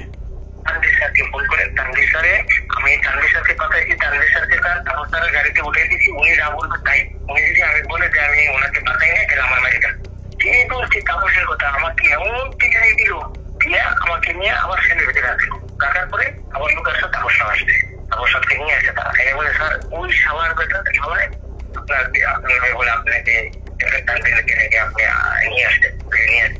সে এমন জোরে থাপ্পড় মারলো আমাকে একটা, আমি একটা বাড়িতে বলে গেলাম, উঠাইলো, উঠাই বলছে তুই এই কথা আর কখনো যাতে তোর মুখ দিয়া না আসে। পিলখানা ট্র্যাজেডির ৩৩ ঘন্টা মূলত সেনাবাহিনীর যেসব অফিসার বেঁচে ছিলেন তাদেরকে খুঁজে খুঁজে মারার জন্যই কালক্ষেপণ করা হয়েছিল, যে অভিযানের শেষ হয় তানভীরকে গুম অথবা খুন করার মধ্য দিয়ে। বিএম এর ক্যারেট দিয়ে দিতে পারতো, 5 জন করে প্রত্যেক বছর এখানে দেওয়া যায়, সেটা যদি না দিতে পারতো তাহলে তাদের দিতে পারতো। কিন্তু এরা তো জানে যে আমার অফিসার না, সে জানে যে এটা আর্মির অফিসার। আর্মি থেকে পার্মানেন্ট যদি চলে আসতো তাহলে সে জানতো এটা আমার অফিসার, কোন অবস্থায় মারতো না, মারতে গেলে নিজেদের মধ্যে যুদ্ধ লেগে যেত। পিলখানা ট্র্যাজেডি বলতে আমরা শুধুই 25 থেকে 27 ফেব্রুয়ারির হত্যাকাণ্ডকেই জানি, কিন্তু পিলখানার মূল ট্র্যাজেডির শুরু হয়েছিল বিডিআর অস্ত্র সমর্পণের পর। সিপাহী মুহিতের মতো যারাই মূল ঘটনা তুলে ধরতে চেয়েছিলেন তাদেরকেই ঠান্ডা মাথায় হত্যা করা হয়েছে। 2009 সালের মার্চের 3 তারিখ বিডিআরেরা কাজে যোগ দেওয়ার পর থেকে জিজ্ঞাসাবাদের নামে সেনাবাহিনী মোট 108 জন বিডিআর জওয়ানকে হত্যা করেছে। এদের মধ্যে কয়েকজন ঘটনার পরিকল্পনার সাথে জড়িত, বাকিরা গুরুত্বপূর্ণ সাক্ষী। নিরীহ এসব বিডিআর সদস্যদের মৃত্যুর কারণ, পোস্টমর্টেম রিপোর্ট কিংবা হত্যাকাণ্ডের তদন্ত কোনো কিছুতেই বিডিআর পরিবারকে হস্তক্ষেপ করতে দেওয়া হয়নি। এমনকি গণমাধ্যমে কথা বলা নিয়েও দেয়া হয়েছিল কঠোর নিষেধাজ্ঞা। পিলখানা হত্যাকাণ্ডের পর জিজ্ঞাসাবাদে যারাই সত্য ঘটনা তুলে ধরতে চেয়েছে তাকেই হত্যা করা হয়েছে, কারণ পিলখানা হত্যাকাণ্ডের পরিকল্পনার সাথে সেনাবাহিনী এবং আওয়ামী লীগের কোন কোন ব্যক্তি জড়িত ছিল তা একমাত্র বিডিআর সদস্যরাই জানত, যে কারণে বিডিআরের গুরুত্বপূর্ণ সাক্ষীদেরকে জিজ্ঞাসাবাদের নামে নির্মমভাবে হত্যা করা হয়। আমি কেন 16 বছর জেল খাটলাম, এই জেল খাটার যে কারণ, এই কারণ আজ পর্যন্ত আমি আবিষ্কার করতে পারি নাই। আমার কাছে অত্যন্ত আশ্চর্যের কোয়েশ্চেন ছিল যে একটা নিরপরাধ মানুষকে কিভাবে 16টা বছর একটা দেশের বিচার বিভাগ আটকিয়ে রাখতে পারে। পিলখানার ভিতরে হত্যাকাণ্ডের সময় ভাই একটা পরিষ্কার একটা ছাই রঙের একটা পিক আপ ছিল। আমার সেলিম যেটা বলে, স্যার আমাদের মারার কোনো পরিকল্পনা ছিল না, দেখেন আমিও ইনজুর্ড, মানে রিকোয়েস্টেড গুলি তার হাতে লেগেছিল, আমাকে দেখাইছি, আমি দেখছি, তার কাছে কাগজও ছিল। তা আমি বললাম যে তুমি তো সবারে কাম 1 by 1 বললাম, তোর ঘটনা এটা কেন? স্যার আমরা তো এর মধ্যে ছিলাম না, আমার কথা ছিল, আমাদের পরিকল্পনা একরকম ছিল, এখানে এটা ছিল না। কিন্তু বাইরে থেকে একটা পিক আপ আসে, এই পিক আপ থেকে গুলি করে, তো সেখানে তো স্যার আমাকেও চিনে না, ওই সাদ্দর এক লাইনে ছিল, তো গুলিটা সাদ্দের গায়ে লাগে, ওই গুলির একটা অংশ আমার গায়ে লাগে। এইটা করে সম্পূর্ণ বহিরাগত। আমি বিশ্বাস করি এটা ভারত থেকে আসা, যাদেরকে পরে সুন্দর করে পার করে দেওয়া হয়, একটা অংশ চলে যায় গাড়িতে করে আসাদুজ্জামান নূর এলাকার ওই এলাকা দিয়ে, আরেকটা অংশ যায় বিমানে। এই অংশটাকে ফলো করে ডিজিএফআই, তাদেরকে ঢুকতে দেওয়া হয়নি এয়ারপোর্টে। আমি সেটা বের হয়ে যায় অ্যাম্বুলেন্সের মাধ্যমে, আঞ্জুমান মফিজের অ্যাম্বুলেন্সের মাধ্যমে চলে যায়। তো এটা সম্পূর্ণ বহিরাগত পরিকল্পনা, সহযোগিতা করে আমাদের কিছু সেনাবাহিনী অফিসার। ভিতরে ছিল কর্নেল শামস, তার ব্যাটালিয়নের সদস্য, আর বাইরে তো বললাম রেজানুর কাজ করে নাই। আর আমাদের শেখ হাসিনা যদি থাকে জড়িত, কি কি কাজ করবে, কাজ করতে পারে নাই। তবে আমি মনে করি দায়িত্ব পালনের অনীহা, এই কারণে সবাইকে আইনের আওতায় নিয়ে আসা উচিত। আমাদের দুর্ভাগ্য, মইনুল আমাদের সেনাপ্রধান ছিলেন, এটা আমাদের লজ্জা। পরবর্তীতে সেনাপ্রধান থাকেন যেন মুবিন, ইনিও এই অনাচার করে গেছেন। হত্যাকাণ্ডের সবচেয়ে গুরুত্বপূর্ণ সাক্ষী ছিলেন পিলখানা জামে মসজিদের পেশ ইমাম মাওলানা মোহাম্মদ সিদ্দিকুর রহমান। দরবার হলে সেদিন কি ঘটেছিল তার সবচেয়ে কাছ থেকে তিনিই দেখেছিলেন। সে ছিল মেন সাক্ষী। আমাকে বলতে যে আমরা 3 জন মেন সাক্ষী, এখন 3 জন মেন সাক্ষী বাঁচায় না মাইরে ফেলায় তো জানি না। আমি বলছি যে তুমি যা যা হয়েছে ওখানে দরবারে যা অফিসাররা বলছে এগুলো বলতে গেলা কেন? বললে কি হবে? সত্যি কথা বলবো না? হাসিনা ইচ্ছে করে মারছে, বলবো না আমি, যদি মরে যায় মরে যাবো, তার অসুবিধা কি? পিলখানা জামে মসজিদের ইমাম সাহেব শুধু দরবার হল নয়, আরো অনেক কিছু সাক্ষী ছিলেন। ঘটনার কয়েক মাস আগে থেকেই শুক্রবার জুম্মার নামাজের শেষে যেসব গোপন মিটিংগুলো হতো, সেখানে বিডিআরের সৈনিকদের সাথে তাপস, নানক এবং আওয়ামী লীগ নেতা তোরাব আলী সহ অনেককে উপস্থিত থাকতে দেখেছিলেন মসজিদের ইমাম সিদ্দিকুর রহমান। এই ডিসেম্বর মাস থেকে প্রতি শুক্রবার আমাদের মসজিদে আসতো, আইসা নামাজ পড়ে তারপর বলতো কি, মুয়াজ্জিন সাহেব, ইমাম সাহেব আপনারা যান, মুয়াজ্জিন সাহেব আপনি পরে এসে একটু মসজিদে আটকাইয়েন, আমরা একটু কথা বলি। কিছু লোক নিয়ে উনি মসজিদের মাঝখানে বসে কথা বলতো, চারপাশে দরজা আটকাইয়া, তাই ওগুলো বাইরে থেকে শোনার কোনো কায়দা নেই, শোনা যাইতো না। এরকম প্রতি শুক্রবার করতো। ওই যে হাজি সেলিম নাকি ওনার নাম, আমাকে হুজুর যখন বাসায় আসছে দরবার হল থেকে, তারপরে মানে উনি ঘরে পায়চারি করে আর মানে পান খায় আর পাগলের মতো করতেছে যে এইসব কাহিনীর জন্য হয়েছে, এসব তো আমাদের সৈনিকরা করবে না, কখনোই আমাদের সৈনিকরা অফিসারের উপরে আক্রমণ করবে না। যেভাবে গুলি করতে করতে ভিতরে ঢুকে গেছে, আর একজন হিন্দিতে কথা বলে, ইংলিশে কথা বলে, কমেন্ট করে ওদেরকে। পিলখানা জামে মসজিদের পেশ ইমাম তার পরিবারকে জানিয়েছিলেন, দরবার হলে বিডিআরের একজন সৈনিক প্রথমে অস্ত্র ধরলেও প্রথম হত্যা করা হয় বিডিআরের একজন সৈনিককে, যে কারণেই সৈনিকেরা উত্তেজিত হয়ে উঠেছিলেন। তারপরেও বিডিআরের সৈনিকেরা কোনো অফিসারকে গুলি করেননি, বরং একটি আতঙ্কের পরিবেশ তৈরি করতে চেয়েছিলেন। কিন্তু হঠাৎ করেই কয়েকজন অজ্ঞাত মুখোশধারী দরবার হলে ঢুকে অফিসারদেরকে এলো পাতাড়ি গুলি করতে থাকেন। যারা আমাদের সৈনিক তারা কিন্তু উপরে গুলি করছে, তারা কিন্তু ভিতরে গুলি করেনি, গায়ে গুলি করেনি, তাদেরকে গুলি করার অর্ডার দিছে। একজন মানে বলতেছে আমাদের বাসার সামনে থেকে যায় এক বাবুর্চি, হাতে একটা লাঠি। তখন আমার ছেলে আবার ওয়ালের উপর থেকে বলতেছে, আঙ্কেল আপনি লাঠি নিয়ে যান কেন? আমি যদি লাঠি না নিই না আমার নাকি মেরে ফেলবে। এখন এরা ভয়ে এরা অস্ত্র নিছে, কিন্তু এরা গুলি করে নাই। এরা কি করছে, ওই ছাদের দিকে গুলি করছে, উপরে গুলি করছে, এই করিডোরে ওরা বের হয়ে চলে গেছে। ঘটনার পর জিজ্ঞাসাবাদেও ইমাম সাহেব একই কথা বলেছিলেন, কিন্তু বহিরাগতদের হিন্দিতে কথা বলার বিষয়গুলো বাদ দিয়ে সরকারের লিখে দেওয়া সাক্ষী দেওয়ার জন্য ইমাম সাহেবকে চাপ দেওয়া হয়। কিন্তু ইমাম সাহেব সেই চাপে মিথ্যা সাক্ষী দিতে রাজি হননি, যে কারণে তার উপর শুরু হয় শারীরিক এবং মানসিক নির্যাতন। আমাকে স্টেটমেন্ট ওখানে চেঞ্জ করতে বলছে, আপনার স্টেটমেন্ট সবগুলো ডিলিট করে আমরা নতুন যেটা বলবো সেইটা আপনি দেবেন, সেই বয়ান রেকর্ড করব। এটার জন্য খুব চাপ দিয়েছে। চাপ দেওয়ার পর উনি বলছে যে আমি কোনোদিন এটা পাল্টাবো না, কারণ আমি যা চোখে দেখছি এবং আমি যা দেখছি, যা ঘটনা ঘটছে, এগুলো আমি বলবোই, এটা ছাড়া আমি মিথ্যা কথা বলতে পারবো না। সেটা আপনারা যা করেন। তখন তারা নিয়ে একটা সৈনিকের মানে লজ্জাস্থানে নাকি কারেন্ট দিয়ে শক দেয়, এইটা দেখাইছে দেখাইতে পারে। উনি মানে আমি ওই সময় মানে অজ্ঞান হয়ে যাই, এরকম অবস্থা হয়ে গেছিল আমার। আমি মানুষ এরকম কিভাবে করে। তারপরেও ইমাম সাহেব কোনোভাবেই মিথ্যা বলতে রাজি না হওয়ায় 2009 সালের 12ই মার্চ জিজ্ঞাসাবাদের জন্য ডেকে নিয়ে যাওয়া হয় তাকে। সেদিনই ছিল তার জীবনের শেষ দিন। নিজের পায়ে হেঁটে যাওয়া মানুষটি পরদিন পরিবারের কাছে লাশ হয়ে ফিরে আসেন। বিডিআর এর 3টা থেকে 6টা পর্যন্ত কি চিকিৎসা হয়েছে এবং ঢাকা মেডিকেলেও যে কি চিকিৎসা হয়েছে আমরা তো কোনো চিকিৎসার কিছুই জানি না। এবং পোস্টমর্টম রিপোর্ট কি আসলো, আসল রিপোর্ট, যে সেই রিপোর্টটা আমাদেরকে দিল না। পিলখানা জামে মসজিদের পেশিমা মাওলানা রফিকুল ইসলামের মৃত্যুর কারণ হিসাবে পরিবারকে জানানো হয়েছিল হার্ট অ্যাটাক। ইমাম সাহেবের মতো 3 তারিখের পর থেকে হঠাৎ করেই পিলখানা থেকে ধরে নিয়ে যাওয়া বিডিআর সদস্যদের হার্ট অ্যাটাক এবং আত্মহত্যার সংখ্যা বাড়তে থাকে, যা ছিল মূলত সেনাবাহিনীর বিডিআর সদস্যদেরকে হত্যার একটি কৌশল। আত্মহত্যার নামে সেনাবাহিনীর এরকম এক হত্যাকাণ্ডের শিকার দিনাজপুর সেক্টরের বিডিআরের নায়েক সুবেদার মোজাম্মেল হক। প্রায় 6 ফুট লম্বা একজন মানুষকে হত্যার পর লো হাইটের বাথরুমের সিলিংয়ে ঝুলিয়ে রেখে আত্মহত্যার গল্প সাজানো হয়। মেজর আসাদ স্যার মারা গিয়েছিলেন, লেফটেন্যান্ট কর্নেল কায়সার স্যার ওনার কিলারদেরকে আইডেন্টিফাই করা। তারপরে আমাদের খুব গুরুত্বপূর্ণ একজন ভালো মানুষ সেন্ট্রাল সুবেদার মেজর নুরুল ইসলাম, উনার হত্যাকাণ্ডে খুনে কারা ছিল। তারপরে মেজর সালাম। এ প্রসঙ্গে আরেকটা ইএমই ব্রাঞ্চ, যেটা ইএমই বিডিআর এর অংশ, ইএমইর যে ডিএডি কে জিজ্ঞাসাবাদ করা হয়, ওই জিজ্ঞাসাবাদ করে ওই বিকালবেলা ওই ইএমই ডিএডি কে আমরা ব্যারাকে ফেরত দিয়ে আসি। দিয়ে আসার পর কয়েক ঘন্টা পরে মনে হয় সন্ধ্যাবেলা আমরা খবর পেলাম যে আমি সেটে খুব শুনলাম যে ব্যারাকে একজন আত্মহত্যা করছে। পিলখানা হত্যাকাণ্ডের মাস 3 আগে থেকে যেসব মিটিংগুলো হতো, এরকম গোপন 2-1টি মিটিংয়ে উপস্থিত ছিলেন ডিএডি হাবিব। আওয়ামী লীগ নেতা এবং বিডিআরের কিছু সদস্যের গভীর ষড়যন্ত্র বুঝতে পেরে সে মিটিংয়ের গুরুত্বপূর্ণ কিছু আলোচনা গোপনে রেকর্ড করেছিলেন, যে কারণে পিলখানা হত্যা মামলায় ডিএডি হাবিবের গুরুত্বপূর্ণ জবানবন্দি পাওয়া যেত। কিন্তু জিজ্ঞাসাবাদের নামে তাকে 2009 সালে হত্যা করা হয়। তবে মৃত্যুর আগের জিজ্ঞাসাবাদের সময়কার একটি রেকর্ড আমরা আমাদের অনুসন্ধানে সংগ্রহ করেছি।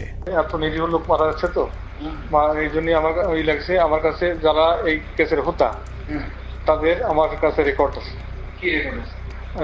Mobile record. মোবাইল রেকর্ড কোথায়? আমার বাসায় আছে। আমার স্ত্রীর কাছে একটা আছে, আর একটা আমার এক জায়গায় লেখা আছে কয় তারিখ যেন এটা করা আছে। ডিএডি হাবিবের বাসার সেই ক্যাসেট হয়তো সেনাবাহিনী উদ্ধার করেছিল, কিন্তু আদালতে উপস্থাপন করা হয়নি, কারণ সেখানে আওয়ামী লীগ নেতাদের জড়িত থাকার সব প্রমাণ ছিল। রেকর্ডে লিখে রাখছি এই এদের সঙ্গে কথোপকথনে কারা কারা জড়িত এর ভিতর। বেশ কিছু লোক আছে, যেমন এটা প্রথমে ছিল আগে এমপি সেলিমের কাছে। কোন সেলিম? এমপি শেখ সেলিম আর কি। শেখ সেলিম? হ্যাঁ। আওয়ামী লীগের সাথে বিডিআরের ধারাবাহিক এসব গোপন মিটিং এর বিষয়টি জানার পর কিছু সৈনিক বিডিআরের নিজস্ব সিকিউরিটি ইউনিটকে জানিয়েছিল। ঘটনার 4 দিন আগে 21শে ফেব্রুয়ারি সিকিউরিটি ইউনিটের সিনিয়র জেসিও নায়ক সুবেদার রফিকুল ইসলাম বিডিআর সৈনিকদের কাছ থেকে প্রাপ্ত তথ্য ডিজিএফআই সহ ঊর্ধ্বতন সেনা গোয়েন্দা কর্তৃপক্ষকে জানিয়েছিলেন। তার সেই তথ্যের ভিত্তিতে কিছু পদক্ষেপ নেওয়া হয়েছিল, কিন্তু শেষ রক্ষা হয়নি। সুবেদার রফিকুল ইসলামকে প্রথমে ঘটনার গুরুত্বপূর্ণ সাক্ষী হিসেবে অন্তর্ভুক্ত করা হয়েছিল, কিন্তু হত্যাকাণ্ডে সেনাবাহিনীর সম্পৃক্ত থাকার বিষয়টি ধামাচাপা দিতে ঘটনার প্রায় 2 মাস পরে তাকে আটক করা হয়। কিন্তু মামলার প্রথম চার্জশিটে সুবেদার রফিকুল ইসলামের নাম না থাকা সত্ত্বেও সম্পূরক চার্জশিটের মাধ্যমে তাকে 12 নম্বর আসামি হিসেবে অন্তর্ভুক্ত করা হয়। নির্বাচনের উপলক্ষে তুরাবালি যেটা হাজারীবাগের আওয়ামী লীগের নেতা যে লিটনের বাবা, তার সঙ্গে আমাদের বিডিআর সদস্যরা মিটিং এ করে কিভাবে তাপস সাহেবকে নির্বাচনে জয়ী করা যায়। যদি নির্বাচনে জয়ী করে দিতে পারো তোমাদেরকে অনেক সুযোগ সুবিধা দেওয়া হবে। এর উপর বিশেষ করে আমাদের কিছু অসৎ সদস্য তাপসের বাসায় যায় এবং সেখানে তাপস তাদেরকে তার নির্বাচনী কাজকর্ম করার কথা বলে এবং তাদের যে সমস্ত তারা কিছু দাবি দেওয়া পেশ করে, সেই দাবি দেওয়া গুলা পুরা করা হবে বলে তাদেরকে আশ্বাস দেয়। আমি ঘটনা ঘটার 5 দিন পূর্বে 21 ফেব্রুয়ারি কর্তৃপক্ষকে জানাই আমার রিপোর্টের বিশেষ করিয়া পিলখানার সমস্ত ম্যাগাজিনে কোয়ার্টার এই কুতে অফিসার নিয়োগ দেওয়া হয় এবং বাহিরের যে সমস্ত গোয়েন্দারা ডিউটি করে। আমি পৃথিবীর ইতিহাসে নজির নাই যে কোনো ঘটনা ঘটার 5 দিন আগে রিপোর্ট দেয়। সেই রিপোর্ট আমি দিছি যে ঘটনা ঘটবে এবং কারা কারা জড়িত। সুবেদার রফিকুল ছিলেন বিডিআরের উজ্জ্বল এক নক্ষত্র। 2009 সালে তিনি অর্জন করেছিলেন শ্রেষ্ঠ ভিওপি কমান্ডার প্রথম পুরস্কার। এছাড়া অসামান্য এসিআর পুরস্কার ছাড়াও বাহিনীতে তার সুনাম ছিল সর্বজন স্বীকৃত। সীমান্তের অতন্দ্র এই প্রহরীকে মৃত্যুর মুখে ঠেলে দেওয়ার উদ্দেশ্যেই তার বিরুদ্ধে যাবজ্জীবন কারাদণ্ডের রায় দেওয়া হয়েছে। পিলখানা হত্যাকাণ্ডের আগে আওয়ামী লীগের যেসব গোপন মিটিং হয়েছিল, সেই মিটিংয়ে অংশ নেয় আরেকজন সিপাহী সেলিম রেজা। 2009 সালে জিজ্ঞাসাবাদের সময় রেকর্ড করা সেলিম রেজার বক্তব্যটা অত্যন্ত গুরুত্বপূর্ণ। স্যার, আমি নির্বাচনের আগে তাপস বিডিআর কেন্দ্রে মসজিদে নামাজ পড়তে আসতেন। ওখানে আসার পরে lieutenant colonel Shams, lieutenant colonel Furqan, major Reza ওনারা কথা বলতেন। আমিও এখানে ছিলাম, আমিও মাঝে মধ্যে তাদের সাথে কথা বলতাম। কথা বলার এক পর্যায়ে নির্বাচনের কিছু আগে আবার তাপস সাহেব পিলখানার ভিতরে এসে নির্বাচনী ঘোষণা শুরু করে। তখন বলে বিডিআর তো অনেক সমস্যা আছে, তো আমরা এগুলো ক্ষমতায় গেলে সমাধান করে দেবো, তো এখানে বেশি কথা বলা যায় না, তো আপনারা আমার বাসায় আসেন। এই চলে গেল। এরপরে যখন নির্বাচন হয়ে গেল, নির্বাচন হয়ে যাওয়ার পরে একটা কলেজ শামস উদ্বুদ্ধ করলো আমাদেরকে, তোমরা যে কথা বললে তো তোমাদের দাবি দেওয়া তো কেমন কিছু হলো না। এখন আমি একটা প্ল্যান করে দিচ্ছি, তোমরা সেই প্ল্যান মোতাবেক শেখ সেলিমের বাসায় যাবা, তোমাদের দাবি দেওয়া জানিয়ে আসবা, আর যা যা করা লাগে আমি করে দেবো সবকিছু। জিজ্ঞাসাবাদে সেলিম রেজা জানিয়েছিলেন তাপস সেলিমদের সাথে গোপন বৈঠকে বিডিআর সদস্যদেরকে বলা হয়েছিল দরবার হলে শুধুমাত্র বিডিআর ডিজিকে জিম্মি করলেই শেখ হাসিনা তাদের সব শর্ত মেনে নেবেন। কিন্তু দরবার হলে যখন অফিসারদেরকে গুলি করে হত্যা করা শুরু হয়, তখন সেলিম রেজা বহিরাগত খুনিদের বিরুদ্ধে অস্ত্র তুলে ধরেছিলেন, যে কারণে তিনিও গুলিবিদ্ধ হন। পিলখানার ঘটনায় সেলিম রেজার গুলিবিদ্ধ হয়ে হাসপাতালে ভর্তি হবার প্রমাণও আমাদের কাছে রয়েছে।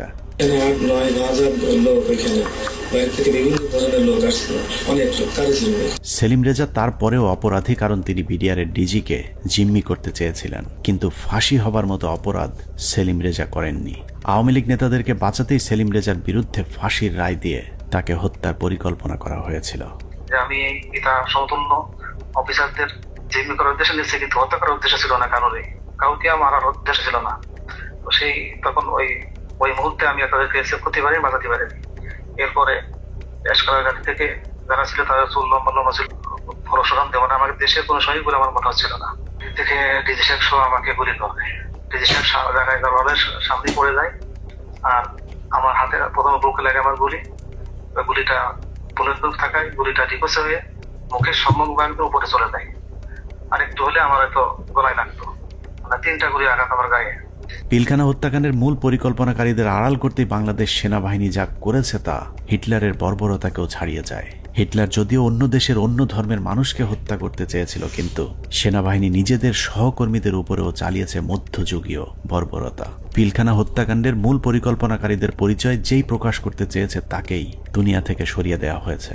এই ক্ষেত্রে বিডিআরের পাশাপাশি সেনাবাহিনীর কর্মকর্তাদেরকেও ন্যূনতম করুণা দেখায়নি সেনাবাহিনী। পিলখানা হত্যাকাণ্ডের অনেক গুরুত্বপূর্ণ ঘটনার সাক্ষী ছিলেন ক্যাপ্টেন শাহনাজ।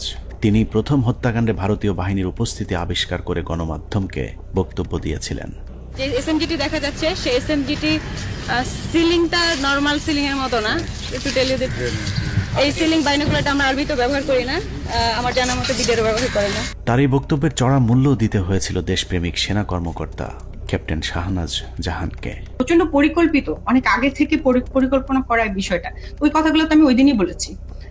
তারপরে যেটা হলো যে আমি এরপরে চাকরি ছেড়ে দিই একদিন পরে, আর 27 তারিখে তো আমি 28 তারিখে আমি প্রথমে করি অ্যাপেন্ডিক্স যে সাবমিট করি যে আমি এখানে আর চাকরি করব না, কারণ হচ্ছে আমার মোরাল ডাউন হয়ে গেছে। এখানে বাংলাদেশের মতো একটা আর্মির ভেতর, ঢাকার ভেতরে কিভাবে এই ঘটনা ঘটলো, কেউ কোনো প্রশ্নের উত্তর দিচ্ছে না আমি যেখানে। এবং আমাকে যখন থ্রেড দেওয়া হলো আমাদেরই প্রতিষ্ঠান থেকে, তখন আমি বুঝে গেলাম যে আসলে এখানে কি হয়েছে। উপরে যে আমি জিজ্ঞেস করছি, তারপরে আমাকে যখন পরবর্তীতে এমএস করলেন, নিজে কল করলেন, তখন আমি স্যারকে বললাম যে স্যার আমাকে স্যারকে বললাম না, তার আগে যে আমি বলেছিলাম যে জামিউল স্যার ছিলেন আমাদের ইঞ্জিনিয়ার স্যার, তখন এমএস ব্রাঞ্চে, তখন আমি স্যারকে প্রশ্ন করেছিলাম যে স্যার এই যে পোস্টিং গুলো হলো, আপনি তো নিজেই পোস্টিং গুলোর সাথে যুক্ত ছিলেন, আপনি কি আমাকে বলতে পারেন যে 57 জন অফিসারকে কেন আপনারা গত 3 মাসে একসাথে পোস্টেড করলেন? আপনারা কি জানতেন স্যার এখানে ওনাদেরকে মেরে ফেলা হবে? উনি আমার ফোন, মানে ওনার যে রিয়াকশনটা ছিল, ধরেন আমার কি হবে যে না তো এরকম কিছু না, আমরা হঠাৎ করে শুনলে কি হয়, হি ওয়াজ লাইক তুমি ফোনে এসব কি আলোচনা করতেছো, it's so secret thing, I have asked him. So উনি আমার ফোনের লাইনটা কেটে দিয়ে আবার অন্য লাইন থেকে কল করেছেন, টিএনডিতে কল করেছেন, যেটা আর্মি লাইন আর কি। সেটাতে উনি বললেন যেটা অনেক সিনিয়র হাই লেভেলের বিষয়, যেটা আমরা জানি হাই লেভেলের বিষয়টা, প্রাইম মিনিস্টার নিজে যুক্ত ছিলেন, ইন্ডিয়া প্রেজেন্ট ছিল। এগুলো তো আমি কর্নেল মোস্তাফিজ স্যারের প্রোগ্রামে দেখলাম, ইন্ডিয়া তার ফোর্স নিয়ে বিভিন্ন পয়েন্টে পয়েন্টে কিন্তু উপস্থিত ছিল, এবং ইন্ডিয়ান ফোর্স নিজেই সেটা তার ওয়েবসাইটে প্রকাশ করেছে, যেটা মোস্তাফিজ ভাই স্যার একটা বলেছেন। সো ওইটা হচ্ছে হাই লেভেলের বিষয়, যেটা আমরা কেউ জানতাম না। নিজের চোখের সামনে সহকর্মীদের পরিকল্পিত হত্যাকাণ্ড কোনোভাবেই মেনে নিতে পারেননি শাহনাজ, যে কারণে বিডিআর হত্যাকাণ্ডের বিচার নিয়ে সবচেয়ে সোচ্চার ছিলেন ক্যাপ্টেন শাহনাজ। কিন্তু ক্যান্টনমেন্টের নিয়ন্ত্রণে থাকা সেনাবাহিনীর ওই পক্ষটি ক্যাপ্টেন শাহনাজকে থামাতে পরিকল্পিতভাবে তার স্বামীকে হত্যা করেন। হাজব্যান্ড যিনি পরবর্তীতে মারা যান, তিনি ছিলেন 44 আপনার মানে বিএমএ লং কোর্সের কন্টেম্পোরারি, উনি ছিলেন ফাইটার পাইলট কোঅর্ডিনেটর আশরাফ ইবনে আহমেদ। তো তার কাছে আমি একটা ইনফরমেশন পাই, যেমন সে তখন ঢাকায় ছিল, তার ইউনিটে ছিল, সে মিগ 29 এর পাইলট ছিল। সে আমাকে ওই 7টা বা 7:30টার দিকে জানায় যে তার একজন আত্মীয় সিভিল, সে নাকি তাকে ফোন করেছিল এবং তারা বলেছিল যে তারা খুব ভয় পাচ্ছে, মানে এই জিনিসটার সাথে অনেকগুলো প্রোগ্রামার যুক্ত ছিল, প্রোগ্রামার। পিলখানা হত্যাকাণ্ডকে কেন্দ্র করে 4 দফায় মোট 96 জন মেধাবী সেনা কর্মকর্তাকে বহিষ্কার, আটক, জেল, গুম কিংবা হত্যা করা হয়েছে। এর মধ্যে হত্যাকাণ্ডের পরপর সেনাকুঞ্জে প্রধানমন্ত্রী এবং সেনা প্রধানের সামনে প্রতিবাদ করার অপরাধে প্রথমেই সেনাবাহিনীর 13 জন অফিসারকে বহিষ্কার করা হয়। পিলখানার মূল ঘটনা তৎকালীন সময়ে গঠিত তদন্ত কমিশনকে জানানোর অপরাধে 5 জন কমান্ডোকে তাপসের উপর মিথ্যা গ্রেনেড হামলা মামলায় ফাঁসানো হয়। এদের 5 জনকে 13 মাস অজ্ঞাত স্থানে গুম করে রাখার পর গ্রেফতার দেখানো হয়। তারপর সবাইকে মিথ্যা মামলায় ফাঁসিয়ে 5 বছর করে কারাদণ্ড দেয়া হয়।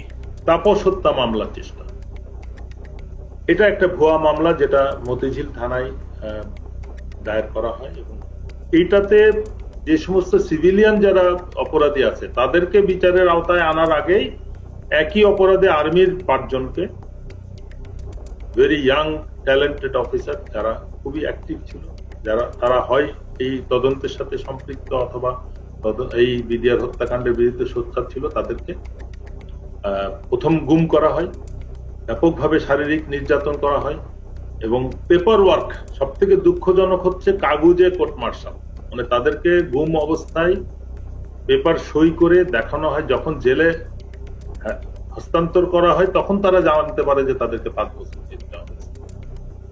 এর মধ্যে একটা দীর্ঘ সময় তাদের পরিবার জানতোই না তারা কোথায় এবং তারা কিভাবে তাদের কি অবস্থায় আছে। আমি একটু 5 জন অফিসারের নাম বলি। এরা হচ্ছে captain Fuad, captain Rajib, captain Helal, captain Reza এবং ক্যাপ্টেন সুবায়ন। এরা কিন্তু হয় তদন্তের মধ্যে জেনে গেছিল যে আসলে কি জিনিসটা হয়েছে, কারণ আমরা যেই জবানবন্দি ইনিশিয়াল ইন্টারোগেশনের পরে সেটা পাইতাম, তারা কিন্তু ওদের সাথে শেয়ার করতাম। এবং এই ক্যাপ্টেন রাজীব, ক্যাপ্টেন ফুয়াদ, তারা তো এমআইএসটি থেকে বের হয়ে আসছিল, অস্ত্র নিয়ে বের হয়ে আসছিল যে তারা ঢুকে অফিসারদের উদ্ধার করবে। এই সমস্ত অফিসারকে করলো কি, কয়েকদিন পরে, বিডিআর ঘটনার কয়েকদিন পরে তারা এখানে একটা ভয়ঙ্কর খেলা খেলে। তাদের ধারণা থেকে এই অফিসাররা যদি বাইরে থাকে বা জীবিত থাকে তাহলে কিন্তু সত্যটা প্রকাশ পেয়ে যাবে যে এর মধ্যে ভারত জড়িত, এর মধ্যে আওয়ামী লীগ জড়িত, আওয়ামী লীগের কোন কোন নেতা জড়িত। হঠাৎ করে ডিবির মনিরুল ইসলাম এবং র্যাবের তখন লেফটেন্যান্ট কর্নেল জিয়াউল হাসান, খুনি জিয়াউল হাসান, তারা প্রথম আলোর সাথে মিলে একটা চক্রান্ত করলো। চক্রান্তটা কিভাবে, এই যে 5 জন অফিসারের নাম বললাম তারা কিন্তু তখন বিভিন্ন দপ্তরে চাকরি করতেছে, তদন্তে সাহায্য করতেছে। তারা সবাই কমান্ডো, সবাই বাংলাদেশ সেনাবাহিনীর সব থেকে প্রশিক্ষিত অফিসার, পেশাদার অফিসার। তারা কাজ করতেছে তাদের অফিসে। প্রথম আলোর নিউজ আসলো যে তাপসের উপরে যে বোমা হামলা হয়েছে, মনিরুলের উদ্ধৃতি দিয়ে, মনিরুল প্রথম আলোকে দিয়ে এই চালটা চাললো যে যে তাপসের উপরে বোমা হামলা হয়েছে সেটাতে সম্ভবত আরো 7 জন জড়িত আছে যারা সেনাবাহিনীর অফিসার। তার 2 দিন পরে প্রথম আলো আবার একটা নিউজ ছাপলো, আবারও মনিরুলের উদ্ধৃতি দিয়ে। সেই মানে পুলিশের ডিবির মনিরুল, পরে যে সিটিআইটি অর সামথিং সেটার প্রধান ছিল, তার বুদ্ধিতে কি আসলো, এই সমস্ত অফিসারকে সেনা কর্তৃপক্ষ অ্যারেস্ট করছে এবং তাদেরকে জিজ্ঞাসাবাদে তারা স্বীকার করছে যে তাপসীর উপরে তারা গ্রেনেড হামলা চালাইছিল, বোমা হামলা চালাইছিল। ওয়ারাস তখনও কিন্তু সে অফিসাররা পেপার দেখে, তারা অফিসে বসে পেপার দেখে দেখতেছে, প্রথম আলো লিখছে যে তাদেরকে নাকি অ্যারেস্ট করা হয়েছে কয়েকদিন আগে এবং তারা নাকি স্বীকারোক্তিমূলক জবানবন্দি দিছে যে তারা তাপসকে হত্যার চেষ্টা করছিল। তৃতীয় দফায় 2009 সালের সেপ্টেম্বর মাসে ব্রিগেডিয়ার জেনারেল আজমি সহ 7 জনকে বহিষ্কার করা হয়, যাদেরকে পরবর্তীতে লম্বা সময় গুম রেখে নির্যাতন করা হয়েছে। সবশেষ বিডিআর হত্যাকাণ্ড নিয়ে সরব ছিলেন এরকম অন্য কর্মকর্তাদেরকে চিহ্নিতকরণের কাজ চলতে থাকে। 2011 সালে এমআইএসটির মেজর জিয়া সহ মোট 68 জন সেনা কর্মকর্তাকে মিথ্যা অভ্যুত্থানের অভিযোগ তুলে একসাথে বহিষ্কার করা হয়। এর মধ্যে 4 জনকে ছেড়ে দেওয়া হলেও বাকি 64 জনকে বিভিন্ন মেয়াদে সাজা দেওয়া হয়েছে, যাদের অনেকেই দীর্ঘদিন গুমের শিকার হয়েছিলেন। সবচেয়ে মর্মান্তিক পরিণতি হয়েছিল মেজর জেনারেল রফিক এবং কর্নেল শহীদের, যারা দুজন শেষ মুহূর্ত পর্যন্ত বিডিআর হত্যাকাণ্ডের মূল রহস্য উদ্ঘাটনের চেষ্টা চালিয়ে যাচ্ছিলেন। এই 2 জন কর্মকর্তাকে যশোর থেকে জরুরি ভিত্তিতে প্রধানমন্ত্রী পিএসও এফডির আদেশে ঢাকায় আসতে বলা হয়। হেলিকপ্টারে ঢাকায় আসার পথে সুপরিকল্পিতভাবে 2 জনকেই হেলিকপ্টার ক্র্যাশের নাটক সাজিয়ে হত্যা করা হয়। পিলখানা হত্যাকাণ্ডের শেষ শিকার ক্যাপ্টেন তানভীরকে শেখ তাপসের গাড়িতে তুলে দেওয়ার পর তার ভাগ্যে কি ঘটেছে সেটা নিয়েও সেনাবাহিনী কোনো তদন্ত হতে দিতে চায়নি, যে কারণেই অন্য একজনের লাশ ক্যাপ্টেন তানভীর বলে দাফন করা হয়। সেনাবাহিনীর পক্ষ থেকে অপরিচিত একজনের কবরে তানভীরের নাম ফলক বসিয়ে দেওয়া হয়, কিন্তু তানভীরের পরিবার এখনো প্রিয় মানুষের অপেক্ষায়। বললো এখন যদি তুই বাঁচতে চাস তাহলে তুই একটা লাশ নে। এখানে আমার শ্বশুর শাশুড়ি কোনোভাবেই তো মেনে নিল না, এমনকি ওই প্রোগ্রামে আমার আম্মুকে বললো যে আপনাকে ইয়ে করা হবে, এমপি করে দেওয়া হবে। আমার আম্মু ওখানে দাঁড়ালোই না। হ্যাঁ, আমার আম্মু চলে আসলো, 2টা ডেড বডি দাফন হলো। তো মেজর গাজ্জালি ভাইয়ের একটা লাশ দাফন হলো, 653 নাম্বার ওনার কবরটা। ওনার শাশুড়িকে হচ্ছে পরবর্তীতে আওয়ামী লীগের এমপি করা হলো। আমার আম্মু তো ডিনাই করলো, আমার আম্মু এটা মেনে নিল না। আর আমার শ্বশুরকে বললো যে আপনার ফরেন মিনিস্ট্রিতে জব দিবে। আমার দেবরকে ও তো দেশের বাইরে থাকে, বললো যে তাকে আনানো হোক, তাকে হচ্ছে সরাসরি ক্যাপ্টেন হিসাবে ঢুকিয়ে দিবে আর্মিতে। আমাদের আসলে কোনো ফ্যামিলি আমরা কম্প্রোমাইজড কখনোই হইনি। পিলখানা হত্যাকাণ্ডে একজন সামরিক গুরুত্বপূর্ণ সাক্ষীকে হত্যা করা হয়েছিল। তিনি হলেন নাসির উদ্দিন আহমেদ পিন্টু। পিলখানা হত্যাকাণ্ডে বিএনপিকে জড়াতেই আটক করা হয় পুরান ঢাকার জনপ্রিয় এই বিএনপি নেতাকে। এরপর জেলখানায় বিডিআর মামলার আসামিরা তাকে গুরুত্বপূর্ণ তথ্য জানিয়েছিলেন, যে কারণেই পিন্টুকে পরিকল্পিতভাবে হত্যা করা হয়। জেলখানায় যখন এরা এত তথ্য দিত আমাকে, তখন আমি খুব বিব্রত অবস্থায় পড়ি, কারণ আমি তো আসলে কিছুই করতে পারবো। আমি তাদেরকে বলি, পিন্টু ভাই আছে, তাকে সব বলো। উনি তো প্রায় প্রতি সপ্তাহে উনি কোর্টে যান, কোর্টে গেলে তথ্যটা পাস করতে পারবেন, তোমাদের দায়িত্ব পিন্টু ভাইকে বলা। আমার বিশ্বাস, আমি ধারণ করি পিন্টু ভাই সকল তথ্য জানতেন জেলে থাকে, যে সবাই ওখানে আছে, এই জানার জন্য পিন্টু ভাই মারা গেছেন জেলে। হত্যাকাণ্ডের সব সাক্ষীদের নিশ্চিহ্ন করার এই পরিকল্পনা ছিল অত্যন্ত সুদীর্ঘ, বিস্তৃত। বিডিআর সদস্যদেরকে জিজ্ঞাসাবাদের নামে ধরে নিয়ে যাওয়া সেনা কর্মকর্তা, সিআইডির কর্মকর্তা আব্দুল কাহার আকন্দ সহ অন্য কর্মকর্তারা ডেথ সার্টিফিকেট এবং পোস্টমর্টেমের সাথে জড়িত সকলেই ছিল এই পরিকল্পনার অংশ। পিলখানা হত্যাকাণ্ডের সব সাক্ষীদের মুখ বন্ধ করবার পর শুরু হয় বিচার। যে বিচারের নামে বিডিআরের 18,519 জন জওয়ানের সাথে ইতিহাসের নিষ্ঠুরতম নৃশংসতা চালানো হয়েছে। এই মামলায় মূল পরিকল্পনাকারীদের বাঁচিয়ে দিয়ে সাক্ষীদেরকে করা হয়েছে খুন, খুনিদের করা হয়েছে সাক্ষী আর চোখে দেখেনি এমন সাক্ষীদের বর্ণনাতেই হয়েছে ফাঁসির রায়। উদুরপিণ্ডি বুদর ঘাড়ে চাপিয়ে সেনাবাহিনী তাদের অপকর্মের দায় চাপিয়ে দিয়েছে নিরীহ বিডিআরদের উপর। বিচারের নামে বিডিআরের উপর কতটা অবিচার করা হয়েছে তা দেখতে আমরা দু একজন ফাঁসির আসামির বিচারের নমুনা তুলে ধরলেই সবকিছু দিনের মতো পরিষ্কার হয়ে যাবে। যার শুরুটা করব পিলখানা হত্যা মামলার 1 নম্বর আসামিকে দিয়ে। অনুসন্ধানের শুরুতেই ডিএডি সৈয়দ তৌহিদের কথা বলেছিলাম, যিনি পিলখানা হত্যা মামলার 1 নম্বর আসামি। বলা হয়েছে পিলখানা হত্যাকাণ্ডের মূল পরিকল্পনাকারী তিনি। তার ব্যাপারে একটা গল্প সাজানো হয়েছিল। ডিএডি তৌহিদ নাকি ছিলেন জাহাঙ্গীর কবির নানকের বাল্যবন্ধু, তার সাথে মিলেমিশেই ঘটানো হয়েছে পিলখানা হত্যাকাণ্ড।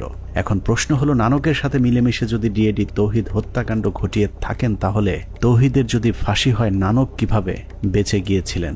আমার হাজবেন্ড কোনো মন্ত্রী, কোনো এমপি কারো বাসায় যায় নাই, কোনো মিটিং এ তার নাম নাই, কোথাও সে নাই। প্রধানমন্ত্রীর কাছে সে গেছে, এইখান থেকেই তার শুরু হলো। প্রধানমন্ত্রীর কাছে সে কিভাবে গেল, তাকে কিভাবে নিয়ে যাওয়া হইলো, পরবর্তীতে সে কি করলো, সবকিছুই তো কাগজে কলমে আসছে। তারপরও কেন তাকে 1 নম্বর আসামি বানাইয়ে এত বড় শাস্তি দেওয়া হইলো? ভারতের পরিকল্পনার শেখ হাসিনার পরিচালনায় পিলখানায় যে নাটক মঞ্চস্থ করা হয়েছিল, সেই নাটকে 25 তারিখ বিকেলের শুটিংটুকু বাদ দিলে পুরো নাটকে ডিএডি তৌহিদকে আর কোথাও দেখা যায়নি। তৌহিদ যখন প্রধানমন্ত্রীর আদেশে বিডিআরের ডিজি হয়েছিলেন, সেই সময়টাতে তৌহিদের পরিবার জিম্মি হয়েছিল পিলখানায় আসা বহিরাগত সন্ত্রাসীদের হাতে। দরজা ভেঙে ফেলে আমার দিকে এবং আমার ছেলে মেয়ের দিকে অস্ত্র তাক করে আবার একইভাবে তারা বাসার ভিতরে আপনার খুঁজতে থাকে আমার হাজবেন্ডকে। পরবর্তীতে আমি আমার হাজবেন্ডকে আমি ফোন দিয়ে বলি যে এইভাবে বিদ্রোহীরা আমার বাসায় আসতেছে, বিডিআর এর পোশাক পরা, মুখোশ পরা, আমি তো চিনি না, এরা তোমার ঠিকানা জানতে চায়, না জানাই তাহলে আমাদেরকে মেরে ফেলবে, হুমকি দিতেছে। তারপরেও ধরুন ডিএডি তৌহিদ মূল পরিকল্পনা করেছিল, কিন্তু তার বিরুদ্ধে যে অভিযোগ আনা হয়েছে সেখানেও নাটকের পর নাটক সাজানো হয়েছে।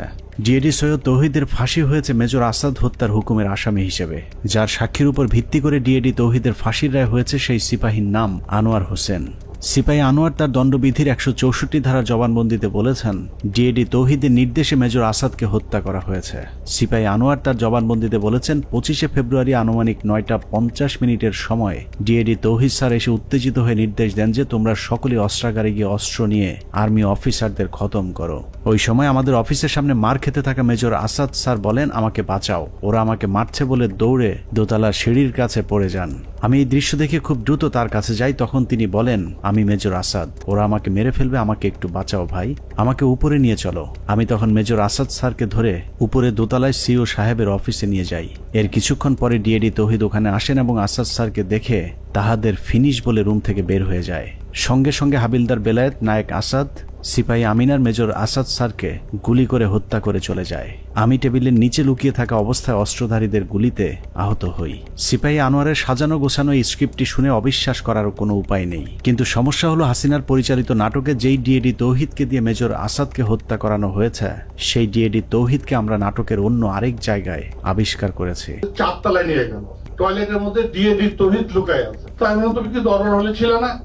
ও বলল না স্যার আমি দরবার হলে ছিলাম না। লেফটেন্যান্ট কর্নেল কামরুজ্জামান বিডিআর হত্যাকাণ্ডে বেঁচে ফেরা আর্মি অফিসারদের মধ্যে একজন, যার চোখের সামনে বিডিআর এর ডিজি সহ বেশ কয়েকজন কর্মকর্তাকে গুলি করে হত্যা করা হয়, যেই গুলিতে তিনি নিজেও আহত হয়েছিলেন। ডিজি মহোদয় জাস্ট ফার্স্ট স্টেপটা দিলেন, এসে ডিজিকে প্রথমে গুলি করলেন। আমারও একটা গুলি লাগলো এখানে এসে।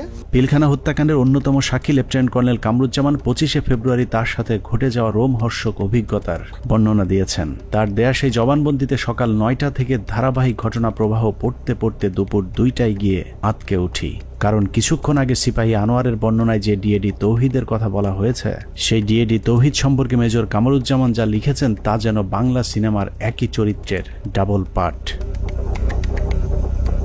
লেফটেন্যান্ট কর্নেল কামরুজ্জামান তার 161-এর জবানবন্দিতে বলেছেন, সকাল থেকে তাকে নানাভাবে অপমান, অপদস্থ, ভয়, ভীতি আর মারধরের পর কয়েকজন সিপাহীর সহায়তায় তিনি জীবন বাঁচান। তিনি বলেছেন, কয়েকজন সিপাহীর হাত ঘুরে সবশেষ বিডিআর সদস্যরা তাকে সদর ব্যাটালিয়নের 4র্থ তলায় নিয়ে যায়। সেখানে গিয়েই তিনি বাথরুমের ভেতরে লুকানো অবস্থায় ডিএডি তৌহিদকে দেখতে পান। লেফটেন্যান্ট কর্নেল কামরুজ্জামানের তথ্য অনুযায়ী ডিএডি তৌহিদ কামরুজ্জামানকে বাথরুমের ভেতরে লুকানোর সুযোগ করে দিয়ে নিজে জীবনের ঝুঁকি নিয়ে বাইরে বসেছিলেন, আর সেটাই কাল হয়ে দাঁড়িয়েছিল ডিএডি সৈয়দ তৌহিদের। ডিএডি তৌহিদ বাথরুমের ভেতরে লুকিয়ে থাকলে বিদ্রোহীদের নেতা সেজে প্রধানমন্ত্রীর কাছে দেখা করতে যেতে হতো না। কামরুজ্জামানের বক্তব্য যদি সত্যি হয় তাহলে ডিএডি তৌহিদ নির্দোষ, আর যদি মিথ্যে হয় তাহলে লেফটেন্যান্ট কর্নেল কামরুজ্জামানকেও গ্রেফতার করে জিজ্ঞাসাবাদ করতে হবে, কারণ দুজনের বক্তব্যই একই সাথে সত্য হওয়া সম্ভব নয়। ডিএডি তৌহিদ কিভাবে বিদ্রোহীদের নেতা হয়ে প্রধানমন্ত্রীর সাথে দেখা করতে গিয়েছিলেন সেই বর্ণনা খুঁজে পেয়েছে আরেকজন ডিএডির 164 ধারার জবানবন্দিতে। ডিএডি আব্দুর রহিম তার জবানবন্দিতে বলেছেন, পিকআপ হতে একজন সৈনিক আমাকে মন্ত্রী আসলে কথা বলার জন্য বললে আমি বলি ভেতরে আরো ডিএডি আছেন। এরপর আমি পিকআপ নিয়ে ডিএডি তৌহিদকে খুঁজতে যাই। সদর ব্যাটালিয়নের 4র্থ তলায় তৌহিদ সাহেবকে দেখতে পাই। তারপর তৌহিদ সাহেব বলেন, বাথরুমে আমার প্রাক্তন sector commander lieutenant colonel Kamruzzaman sir লুকিয়ে আছেন। স্যারের সাথে দেখা করি, তারপর ডিএডি তৌহিদ সহ 4 নম্বর গেটে যাই। এভাবেই ডিএডি তৌহিদ পিলখানার কথিত বিদ্রোহের মূল পরিকল্পনাকারী হয়ে গেলেন। ডিএডি আব্দুর রহিম এবং লেফটেন্যান্ট কর্নেল কামরুজ্জামানের জবানবন্দিতে এটা পরিষ্কার যে ডিএডি তৌহিদ 25 তারিখ বিদ্রোহের নেতৃত্ব দেননি, বরং বাথরুমে লুকিয়েছিলেন। যে কারণে পিলখানার ঘটনায় কারো 164 কিংবা 161 ধারার জবানবন্দিতে দরবার হলের কোথাও ডিএডি তৌহিদকে দেখা গেছে এরকম দাবি করেননি। ডিএডি তৌহিদের বিরুদ্ধে যে মেজর আসাদ হত্যার অভিযোগ আনা হয়েছে, আমাদের অনুসন্ধানে সেই মেজর আসাদের পোস্টমর্টেম রিপোর্ট সংগ্রহ করেছিলাম, যেখানে দেখা যায় তার শরীরে ধারালো অস্ত্রের আঘাত পাওয়া গিয়েছিল।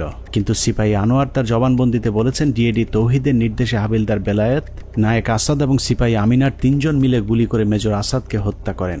মেজর আসাদের মৃত্যুর বিবরণের কোথাও ধারালো অস্ত্রের ব্যবহারের কথা বলা হয়নি। এখানে আমার হাজবেন্ডের কি অপরাধটা এখানে দেখেন, সে তো পালাইয়া যায় নাই, সে তো কাউকে খুন করে নাই, তার ফ্যামিলি ভিতরে ছিল, ওনাকে অমানবিক নির্যাতন করা হয়েছে। এমন কোন নির্যাতন নাই যে ওনাকে না করা হয়েছে। এখন শরীরের প্রতিটা অঙ্গ প্রত্যঙ্গ ড্যামেজ হয়ে যাইতেছে আস্তে আস্তে। শেখ হাসিনার কাছে নিয়ে যাওয়া প্রতিনিধি দলের আরেক সদস্য ডিএডি মোহাম্মদ আব্দুল জলিল শেখ।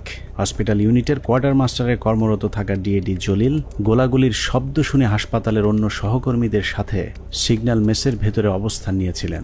সেখান থেকে বিকেলে প্রধানমন্ত্রীর সাথে সাক্ষাতের জন্য তাকে জোর করে নিয়ে যাওয়া হয়। মুখোশধারী সৈনিক আব্বুকে ধরে গাড়িতে তুলে 4 নম্বর গেটে নিয়ে আসে প্রধানমন্ত্রীর সাথে দাবি দেওয়া নিয়ে আলোচনা করার জন্য। আব্বু সেখানে যেতে না চাইলে আব্বুকে মারধর করা হয় এবং হুমকি দেওয়া হয় যে এখানে তাকে গুলি করে হত্যা করা হবে। 3:30টার দিকে আব্বু আম্মুর ফোনে কল দেন, কল দিয়ে বলেন আব্বুকে যমুনায় নিয়ে যাওয়া হচ্ছে। আমার ছেলে মেয়েগুলোর দায়িত্ব তোমার কাছে দিয়ে গেলাম, আমার ছেলে মেয়েগুলোকে দেখে রেখো। ঘটনার পর থেকে 2 মাস গুম করে রাখার পর ডিএডি জলিলকে গ্রেফতার দেখানো হয়েছিল। এই 2 মাসে জলিলের হাত পায়ের 10 আঙুলের সবগুলো নখ উপড়ে ফেলা অবস্থায় আদালতে তোলা হয়। সেই থেকে 2 পা সোজা করে আর হাঁটার সৌভাগ্য হয়নি ডিএডি আব্দুল জলিল শেখের। র‍্যাব 1-এ নিয়ে অমানসিক নির্যাতন করা হয়।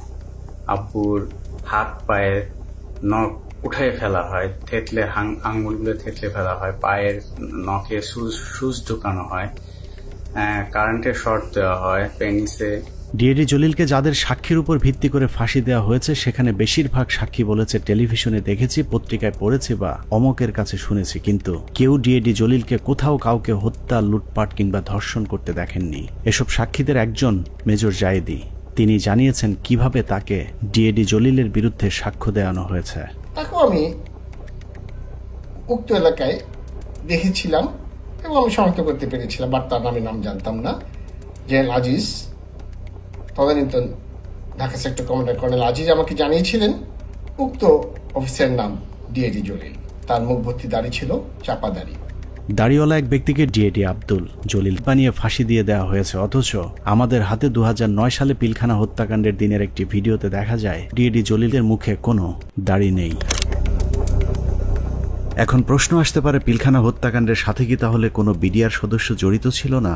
অবশ্যই ছিল, কিন্তু যারা জড়িত ছিল তাদেরকে এই মামলায় শাস্তি দেওয়া সম্ভব নয়, কারণ মামলার মূল উদ্দেশ্যই ছিল পিলখানা হত্যাকাণ্ডের বাকি কাজ সম্পন্ন করা। এখানে সিপাহী মাহিন এবং লেদার লিটনের মতো হত্যার মূল পরিকল্পনার সাথে জড়িত আসামিকে ভারতে পাঠিয়ে দেওয়া হয়েছে। লেদার লিটনের বাবা সাবেক সুবেদার এবং আওয়ামী লীগ নেতা তোরাব আলীকে সুনির্দিষ্ট অভিযোগ থাকার পরেও ছেড়ে দেওয়া হয়েছিল। অন্যদিকে যারা শুধুমাত্র বিডিআরের ডিজিকে জিম্মির পরিকল্পনার সাথে জড়িত কিন্তু হত্যাকাণ্ডের পরিকল্পনার কথা জানতেন না, তাদের বেশিরভাগকে জিজ্ঞাসাবাদের নামে হত্যা করা হয়েছে। বাদবাকি যারা আছেন তাদেরকেও ফাঁসির রায় দিয়ে হত্যার পরিকল্পনা ছিল, যেন আওয়ামী লীগের কোন কোন নেতা এই হত্যাকাণ্ডের পরিকল্পনার সাথে জড়িত তাদের নাম কেউ জানতে না পারে।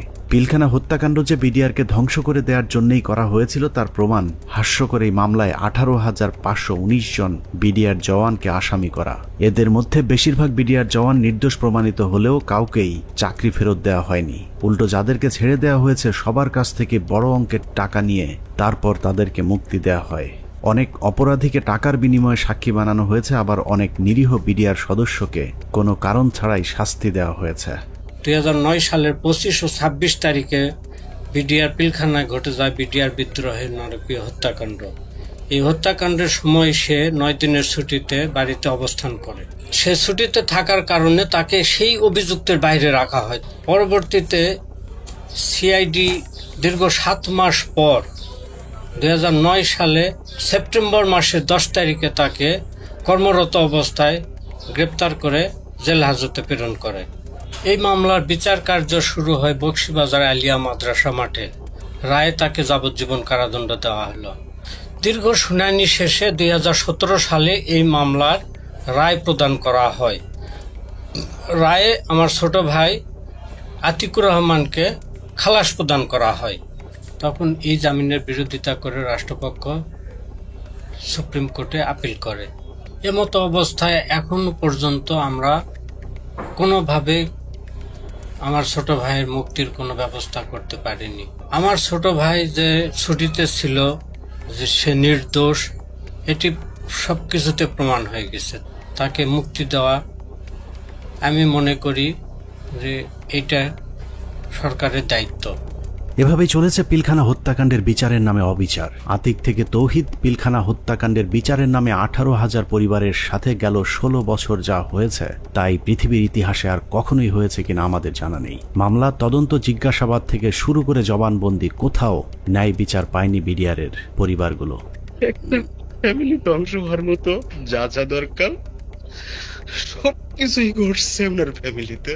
বাংলাদেশের ইতিহাসে যদি 5 আগস্ট না আসতো তাহলে বিডিআরের এই আর্তনাদ হয়তো উঁচু লাল দালানের বাইরের কেউ শুনতে পেত না। বিডিআরের পরিবার কারো করুণা চায় না, তারা চায় ন্যায় বিচার।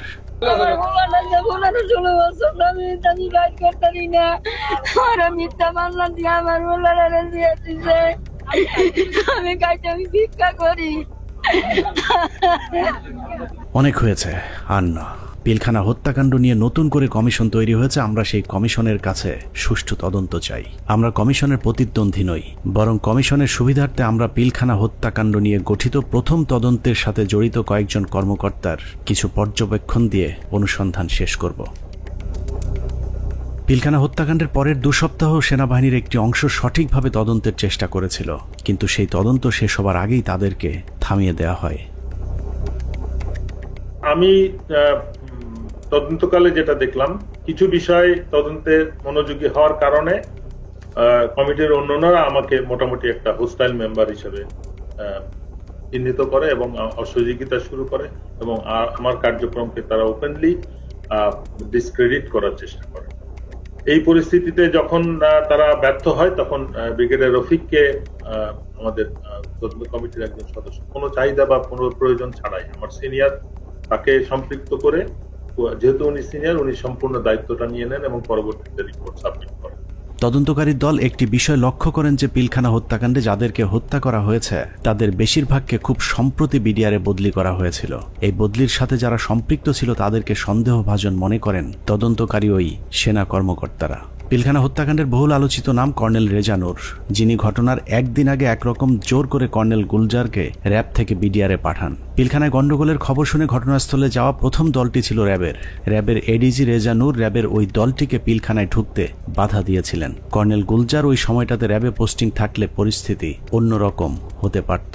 এইখানে মেইন গেটে শামসাররা ছিলেন, র্যাব 2 ছিল, মানে র্যাব 2 প্লাস হচ্ছে মানে শামসার অলরেডি বলেছেন যে মানে আয়ত্তের মধ্যেই ছিল, কিন্তু কোনোভাবেই অর্থাৎ রেজানুর খান স্যারের সঙ্গে উনি আবার মানে আমার আগের সিও ছিলেন, সেই হিসাবে স্যারের সঙ্গে আমারও কথা হয় যে স্যার এই ব্যাপার তো এটা আমরা ইয়ে করতে পারি, কোনোভাবেই মানে এটা অপারেশন করার কোনো মানে উনি কোনো পারমিশন দেননি। পিলখানা হত্যাকাণ্ডে শহীদদের একটা বড় অংশ ছিলেন যারা ভারতের সাথে ব্রহ্মারি এবং পাদুয়া যুদ্ধে অংশ নিয়েছিলেন, যে কারণে তদন্তকারীদের সন্দেহ আরো প্রকট হয়। অতএব হঠাৎ করে এতগুলো পোস্টিং কি কারণে কেন হয়েছিল সেটা খতিয়ে দেখতে হবে। তখন আমি স্যারকে প্রশ্ন করেছিলাম যে স্যার এই যে পোস্টিং গুলো হলো, আপনি তো নিজেই পোস্টিং গুলোর সাথে যুক্ত ছিলেন, আপনি আমাকে বলতে পারেন যে 57 জন অফিসারকে কেন আপনারা গত 3 মাসে একসাথে পোস্টেড করলেন? আপনারা কি জানতেন স্যার এখানে ওনাদেরকে মেরে ফেলা হবে? উনি আমার ফোন মানে ওনার যে রিয়াকশনটা ছিল, ধরেন আমার কি হবে যে না তো এরকম কিছু না, আমরা হঠাৎ করে শুনলে কি হয়, হি ওয়াজ লাইক তুমি ফোনে এসব কি আলোচনা করতেছো, it's so secret thing, I have asked হিম। পিলখানা হত্যাকাণ্ডের সময় আওয়ামী লীগের ছোট একজন নেতা বড় ভূমিকা পালন করেছিল, যার নাম মির্জা আজম। সেনাবাহিনীর সূত্র মনে করে মির্জা আজমের বোন জামাই শায়েখ আব্দুর রহমানকে ফাঁসিতে ঝুলানোর প্রতিশোধ হিসেবেই পিলখানা হত্যাকাণ্ডে যুক্ত হয়েছিলেন মির্জা আজম। উল্লেখ্য, বাংলা ভাই এবং শায়েখ আব্দুর রহমানকে জঙ্গি আস্তানা থেকে গ্রেফতারের মূল নায়ক ছিলেন কর্নেল গুলজার, যে কারণে পিলখানা হত্যাকাণ্ডের পর গঠিত তদন্ত কমিটি মির্জা আজমকে বিভিন্ন বিষয় নিয়ে জিজ্ঞাসাবাদও করেছিল। এই অফিসারগুলো সবাই অপারেশনাল ছিল, অপারেশনাল সাউন্ড ছিল, তাদেরকে সেরকম আর্মি ইনস্টিটিউশনগুলোতে না দিয়ে কেন বিজিবিতে দেওয়া হলো? এটা তার মানে তারা জানতো। এখানে সামরিক সচিবকে জিজ্ঞেস করা উচিত যে আপনাকে কে নির্দেশ দিয়েছিল এই পোস্টিং অর্ডারগুলো দেওয়ার জন্য। সো তাদেরকে আসলে আওতায় আনা উচিত। তাপস, মির্জা আজম, র্যাপিড ডিজি, এডিজি, দেন সামরিক সচিব, ডিজিএফআই ডিজি, শেখ হাসিনা, মইনু আহমেদ, এরা প্রত্যেকেই ডাইরেক্টলি সম্পৃক্ত, কোনো সন্দেহ নেই। পিলখানা 3 ও 4 নম্বর গেটে আওয়ামী লীগের যে মিছিলটি হয়েছিল সেই মিছিলের নেতৃত্ব দেওয়া ব্যক্তিকে আটক করেছিল মেজর মনির, কিন্তু গুরুত্বপূর্ণ সেই আসামিকে কর্নেল সালেহ বাঁচিয়ে দেন। উল্টো ওই ব্যক্তিকে আটকের অপরাধে মেজর মনিরকে শাস্তি দেওয়া হয়। অতএব কর্নেল সালেহকে আটক করলেই জানা যাবে কেন তিনি সেই আসামিকে ছাড়িয়ে নিয়েছিলেন। ওই ছেলেটাকে যখন আমি আপনার অ্যারেস্ট করে নিয়ে আসছি, তো প্রতিমধ্যেই আমি একটা কাজ করেছিলাম, ওর স্বাভাবিক কারণে আমি তখন কথাবার্তা বলতে থাকি, জিজ্ঞাসাবাদ করতে থাকি। তো আমি তখন তাকে একটা তাৎক্ষণিক জিজ্ঞাসাবাদ করেছিলাম যে তোমাকে কে আদেশ দিয়েছিল মিছিল করার জন্য? তো ছেলেটা খুব স্বাভাবিকভাবে বললো যে আমাকে তো ভাই বলছে। ভাই মানে কোন ভাই? বললো যে তাপস ভাই আমাকে বলছে যে তুমি একটা মিছিল নিয়ে ঢুকবা। তো আমি তো সেই ওনার কথা অনুযায়ী তো কথা বলতে পারি না, বলছে তো আমাকে করতে হয়। তো আমি তখন একটা মিছিল নিয়ে ওখানে ঢুকলাম, কিন্তু মিছিল নিয়ে ঢুকে যখন আমি বের হয়ে যাই, তো তখন ওই মিছিলের সাথে দেখলাম আমাদের যুবলীগের অনেক ছেলে পেলে, আমাদের এলাকার নেতাকর্মী তখন আমার মিছিলের সাথে বের হয়ে আসে। পিলখানার লগবুক অনুযায়ী ঘটনার দিন সকাল 6:30 পিলখানার ভেতরে প্রবেশ করেন এবং 7টায় বেরিয়ে আসেন তৎকালীন শিল্পমন্ত্রী দিলীপ বড়ুয়া। আধা ঘন্টার সময় তিনি কাদের সাথে কি কথা বলেছেন সেটা বের করতে হবে। আওয়ামী লীগের সাবেক আরেক এমপি মুশতাক আহমেদ রুহির সরাসরি হত্যাকাণ্ডে জড়িত থাকার প্রমাণ পেয়েছিল সেনাবাহিনীর ওই তদন্তকারী দলটি, যে কারণে তাকে উত্তরা থেকে গ্রেফতার করেছিলেন র্যাব 1-এর সিও মেজর মনির, কিন্তু আটকের কয়েক ঘন্টার মধ্যেই তাকে ছাড়তে বাধ্য করা হয়।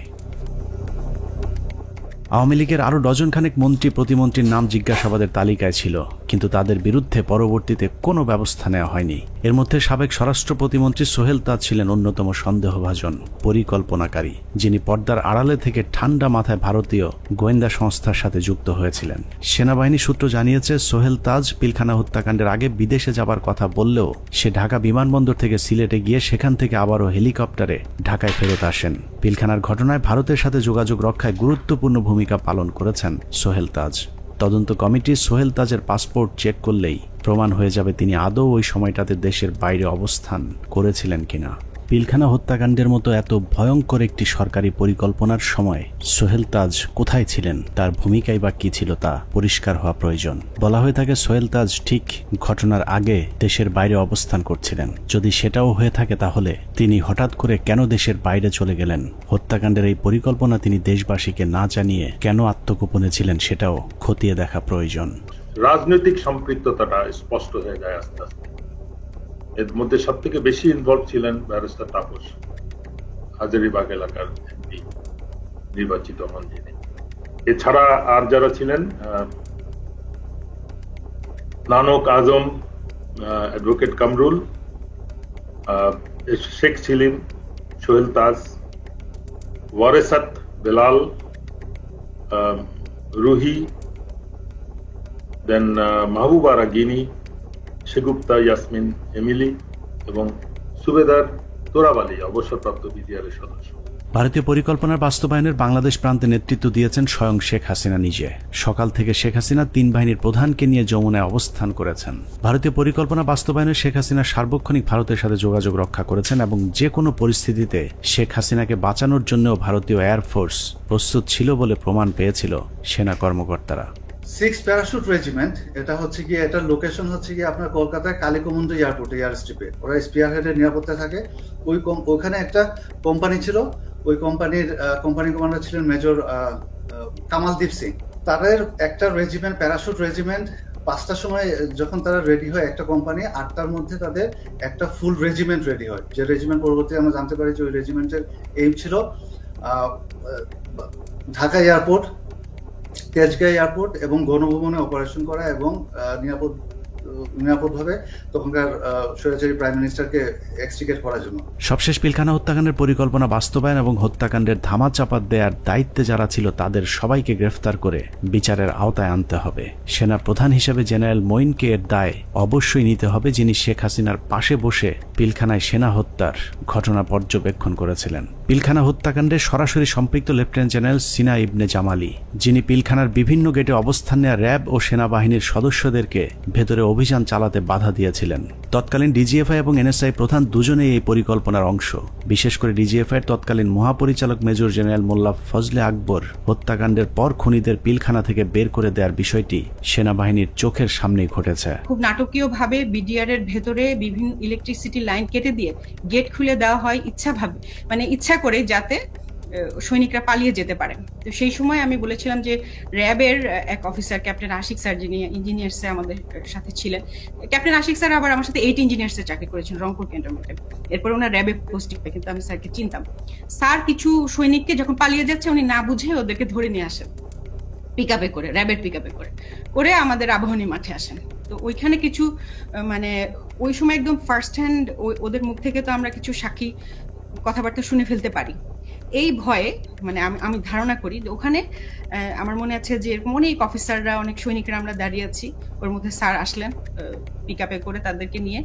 তখন ওই অন্ধকারের ভেতরে এদিকে তো আমরা খুব অস্থির, প্রচন্ড সবাই ইমোশনাল, কি হচ্ছে ভিতরে এগুলো নিয়ে যখন আমরা চিন্তা করছি বা কথা বলছি, সেই সময় 2জন সিনিয়র অফিসার ওনারা 2টা ক্যাম্প স্টুল নিয়ে এক জায়গায় বসায় এবং ওনাদেরকে দেখে খুবই শান্তই মনে হচ্ছে, খুব একটা যে ওনারা চিন্তিত বা পায়চারি করছেন এরকম না। তা আমি আবার আমার পরিচিত আরেক সিনিয়র স্যারকে বললাম যে স্যার এই স্যার 2জন কারা, যে একটু দূরে বসে আছে, বোঝা যায় যে অনেক সিনিয়র, আমাদের সিনিয়র লেভেলের কেউ হবেন, মেজর জেনারেল বা তার উপরে। উনি বললেন যে ওই যে ডান পাশে যাকে দেখতেছো উনি হচ্ছে ডিজিএফআই, আর ওই পাশে যে দেখতেছো বাম পাশে উনি ডিজিএনএসএল। এবং ডিজিএফআই যাকে বলেন উনি তখন উঠে এসে ইয়েকে বকাঝকা করেন ক্যাপ্টেন আশিক স্যারকে যে তুমি কার পারমিশনে এদেরকে ধরে নিয়ে আসছো। পিলখানার বাইরে থেকে নির্বিঘ্ন হত্যাকাণ্ড চালাতে সহায়তা করেছেন ডিজিএফআই এর মামুন খালেদ, ব্রিগেডিয়ার জেনারেল ইমরুল কায়েস এবং কর্নেল সালেহ, সকলেই মাঠে থেকে পিলখানা হত্যাকাণ্ডের পরিকল্পনা বাস্তবায়ন করেছেন। ভেতরে লুকিয়ে থাকা বিভিন্ন কর্মকর্তাদের ফোন লোকেশন খুনিদেরকে দেওয়ার দায়িত্ব তারাই পালন করেছিলেন। 25 তারিখ রাতে